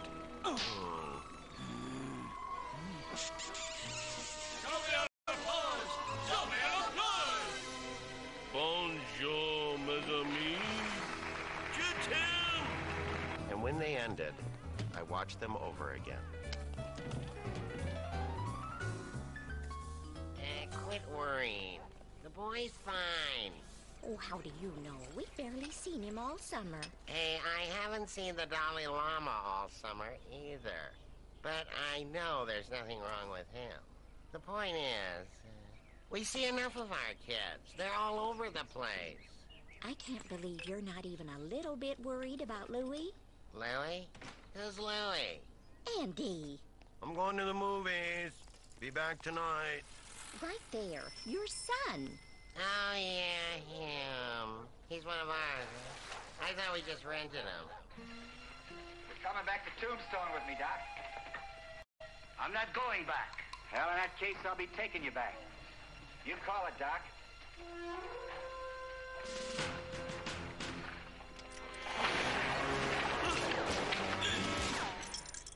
Addicted to movies, huh? Well, we'll just need to win him back, that's all. You know, movies, they're evil. We need to lure him away from the dark side. The dark side? Yeah, well, that's what they call it in Curse of the Mummy. You ever see that one, honey? Brilliant, cinematic masterpiece. Honey, you're babbling. How do we get Louie back? If only there was something we could interest Louie in. Something that's related to movies, but would get him out of the theater. Andy. I'm stumped. Any ideas? I think I do. Seen it. Seen it twice. Seen it 3 times. Hey, what's the big idea? It's for you, Louie. Go on, open it. It's not my birthday. It's too warm to be Christmas. I didn't just get engaged, and we don't celebrate Simchas Torah. So what's going on? It's a gift, that's all. Just for being you. Well, usually I get sent to my room for being me. And that's exactly where you're going unless you open that right now. Wow, thanks. A movie camera. It's a camera for making movies. Get it? You don't say. Thanks, Mom, Dad. Happy Simchas Torah to you, too. Louie, where are you going? Where else? The movies. It's a double feature. Later. Come on, move it. I'll miss the movie. What's this thing for? Whoa. I don't believe it. It's like one big movie. 50 cents. Huh? It's 50 cents. Make up your mind. Are you coming in or what? Well, at least we had 8 good years with him. That's right. We'll just have to concentrate on the other 10 kids. Space aliens from Mars! Get my radar gun! Louie, I thought you were at the movies. All right, Dad, work with me now. Move to Mom like you're gonna smooch her. What? Mom, you play hard to get now. Ow! Stop! Hey, that's my trigger arm. Mom, you go smooch Dad. Come here, Andy. Hey! Laura, stop that. Perfect. Music up, fade out. Cut. What were you doing? No smooching in front of the kids. You know what that can lead to? But look, it's Louie. He's back. Oh, yeah, so he is. Tired of the movies, huh, son? That Hollywood tribe can't compete with the old American family. I can't believe I wasted my whole... The snake pit. Maybe that'll give you some time to think about what you've done. Oh, man! That'll teach him. And Jan, I'm afraid you've earned a day in the Chamber of Fire for tattling on your brother. Smoking. How does a boy like that go so wrong? Well, I live in a crummy neighborhood. The Bradys? Oh, hell yeah, they got robbers. Summer at the theater. How about we all have lunch together? Sorry, no time for lunch. I got work to do. What? You're only 8 years old. What are you working on? My movie! I secluded myself in my room and wrote the script. Well, sir, you name it. You folks want some pancakes? No, thank you. See, that's the worst we got is Jemima's witnesses. It seems today that all you see is violence in movies and sex on TV. But where are those good old-fashioned values on which we used to rely? It wasn't so hard. What everyone says is true. These things practically write themselves. My movie was going to be an epic about a plucky, yet tragic hero, Dewey Landerson. A stranger who arrives in a small town just in time to save the town folks from the evil land baron. Lucky there's a man who positive we can do all the things that make us laugh and cry. He's a family guy.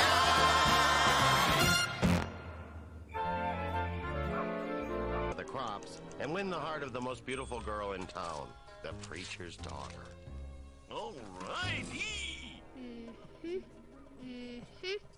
So? I liked it, but... But? Well, the beginning's a little slow. The secondary characters need... Mom, my lips are too thin. Can I please get collagen injections? Meg, you don't need to change the way you look. You know, most of the world's problems stem from poor self-image.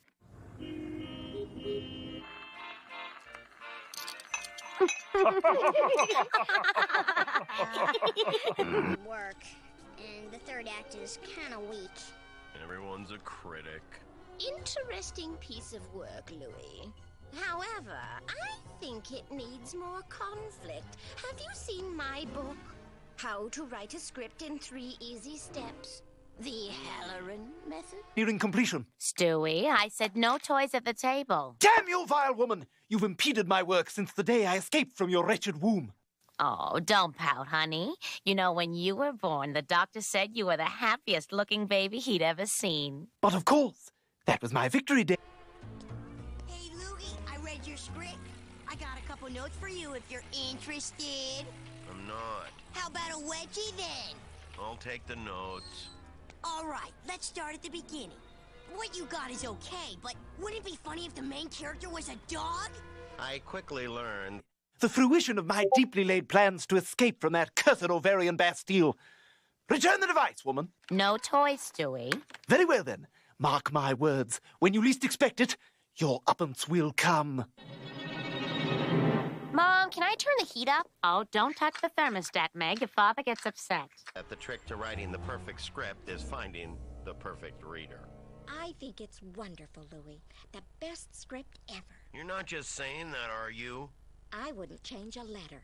With the script finished, it was time to begin casting. Sorry, Dad.